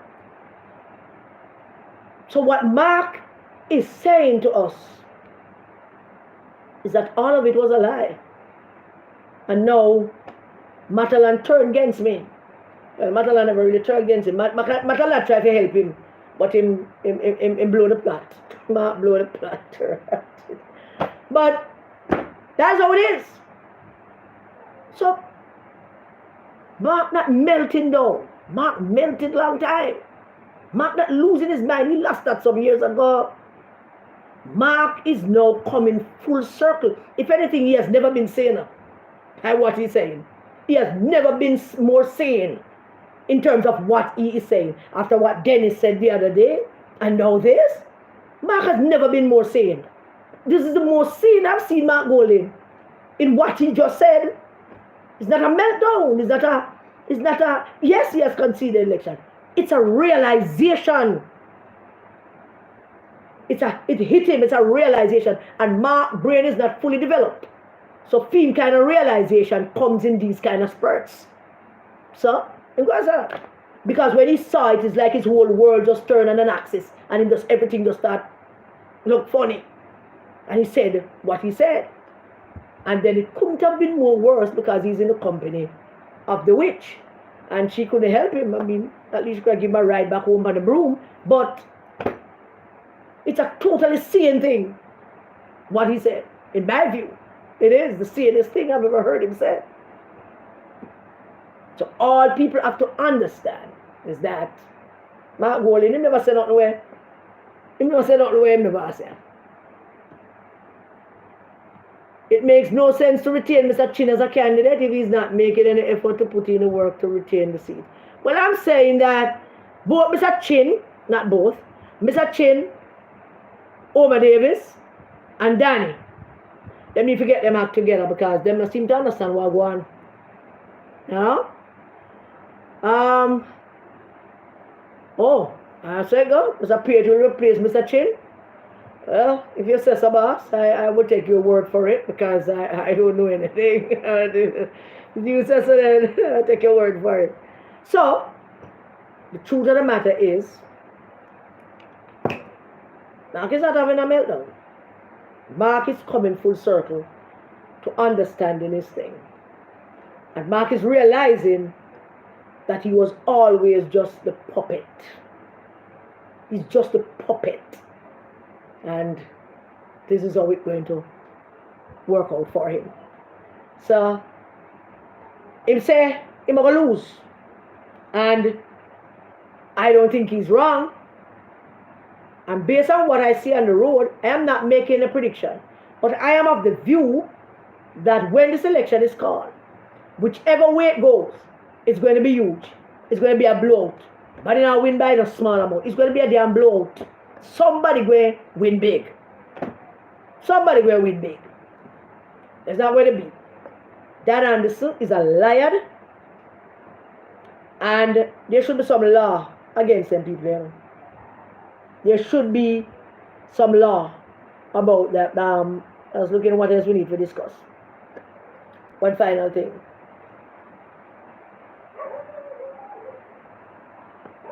It was very disheartening for me after I put out that Socrates thing to see the People's National Party Facebook page with Socrates' picture on it. Very, very disheartening. Theme picture upon it and Valerie picture upon it. Valerie was a member of the People's National Party. Junior Socrates was never a member of the People's National Party. Never ever. He was never a member of the People's National Party. And after all that they know about him, them put in face and in picture and I celebrate him disgusting, narcissistic, lying life on the PNP page, right below Valerie Dita Robertson, who forgave him more than once and him still couldn't help himself. Still couldn't help himself by betraying her over and over again. But in picture, up on the PNP page. So Patrick Roberts, me know you listen. Hear me good. If you not listen, me know your people them listen. Why you come collect Jacob picture from me? Because me don't want Jacob picture. Jacob was a member of the People's National Party. And if you can't put criminals on the PNP page and celebrate them life, for all of them look shenanigans. Who was not a member of the PNP, they don't want Jacob picture on the PNP page. Matter of fact, we want a whole heap of people. Because if you go put Socrates' picture on the PNP page, you might as well go look for all of the man them from where the gang name in Spanish town and put all of them picture on it too. Put all of them dead picture. Put all of them picture on the PNP page if you go put Socrates' page. Socrates, Junior Socrates, has never been a member of the People's National Party. And he boasts about it. He boasts about it. He has never been a member of the People's National Party. So every supporter that died, them picture need to go up on the PNP page. Yes. So let's get the picture of the, who them, one other gang or whatever them gang name is. Let's get all them picture and put on it. Let's get everybody picture and put on it since I saw this thing at work. Whatever. Because this is what I want to do best. I believe that's basically it. I don't think we have anything else to discuss. Anybody else Have anything to say? Oh, Klansman. Thank you. All the man that were dead from the Klansman, let's put their picture up on the PNP page. Let's demand it that them picture go up on the PNP page. Dan Anderson is a criminal. Dan Anderson, there should be some law. Sometimes I am in favor of some law that people like Dan Anderson should have Trump to deal with. Adrian Peart is going to replace Mr. Chin. Somebody actually have more money than Peter Bunting. Is that what you're saying to me? I don't know if that is true. Well, Peter Bunting kind of brought no still, you know. Seriously. Peter Bunting, business them a fall. Alright, that's it. Okay, nobody's not asking no question, that's it. So if there's nothing else, I want to thank you all very much for joining me. I hope that some of what I said makes sense, and I hope that you actually enjoy yourselves on the live. So thank you very much all for joining me. God bless you all. Stay safe, everybody, and please keep our children safe.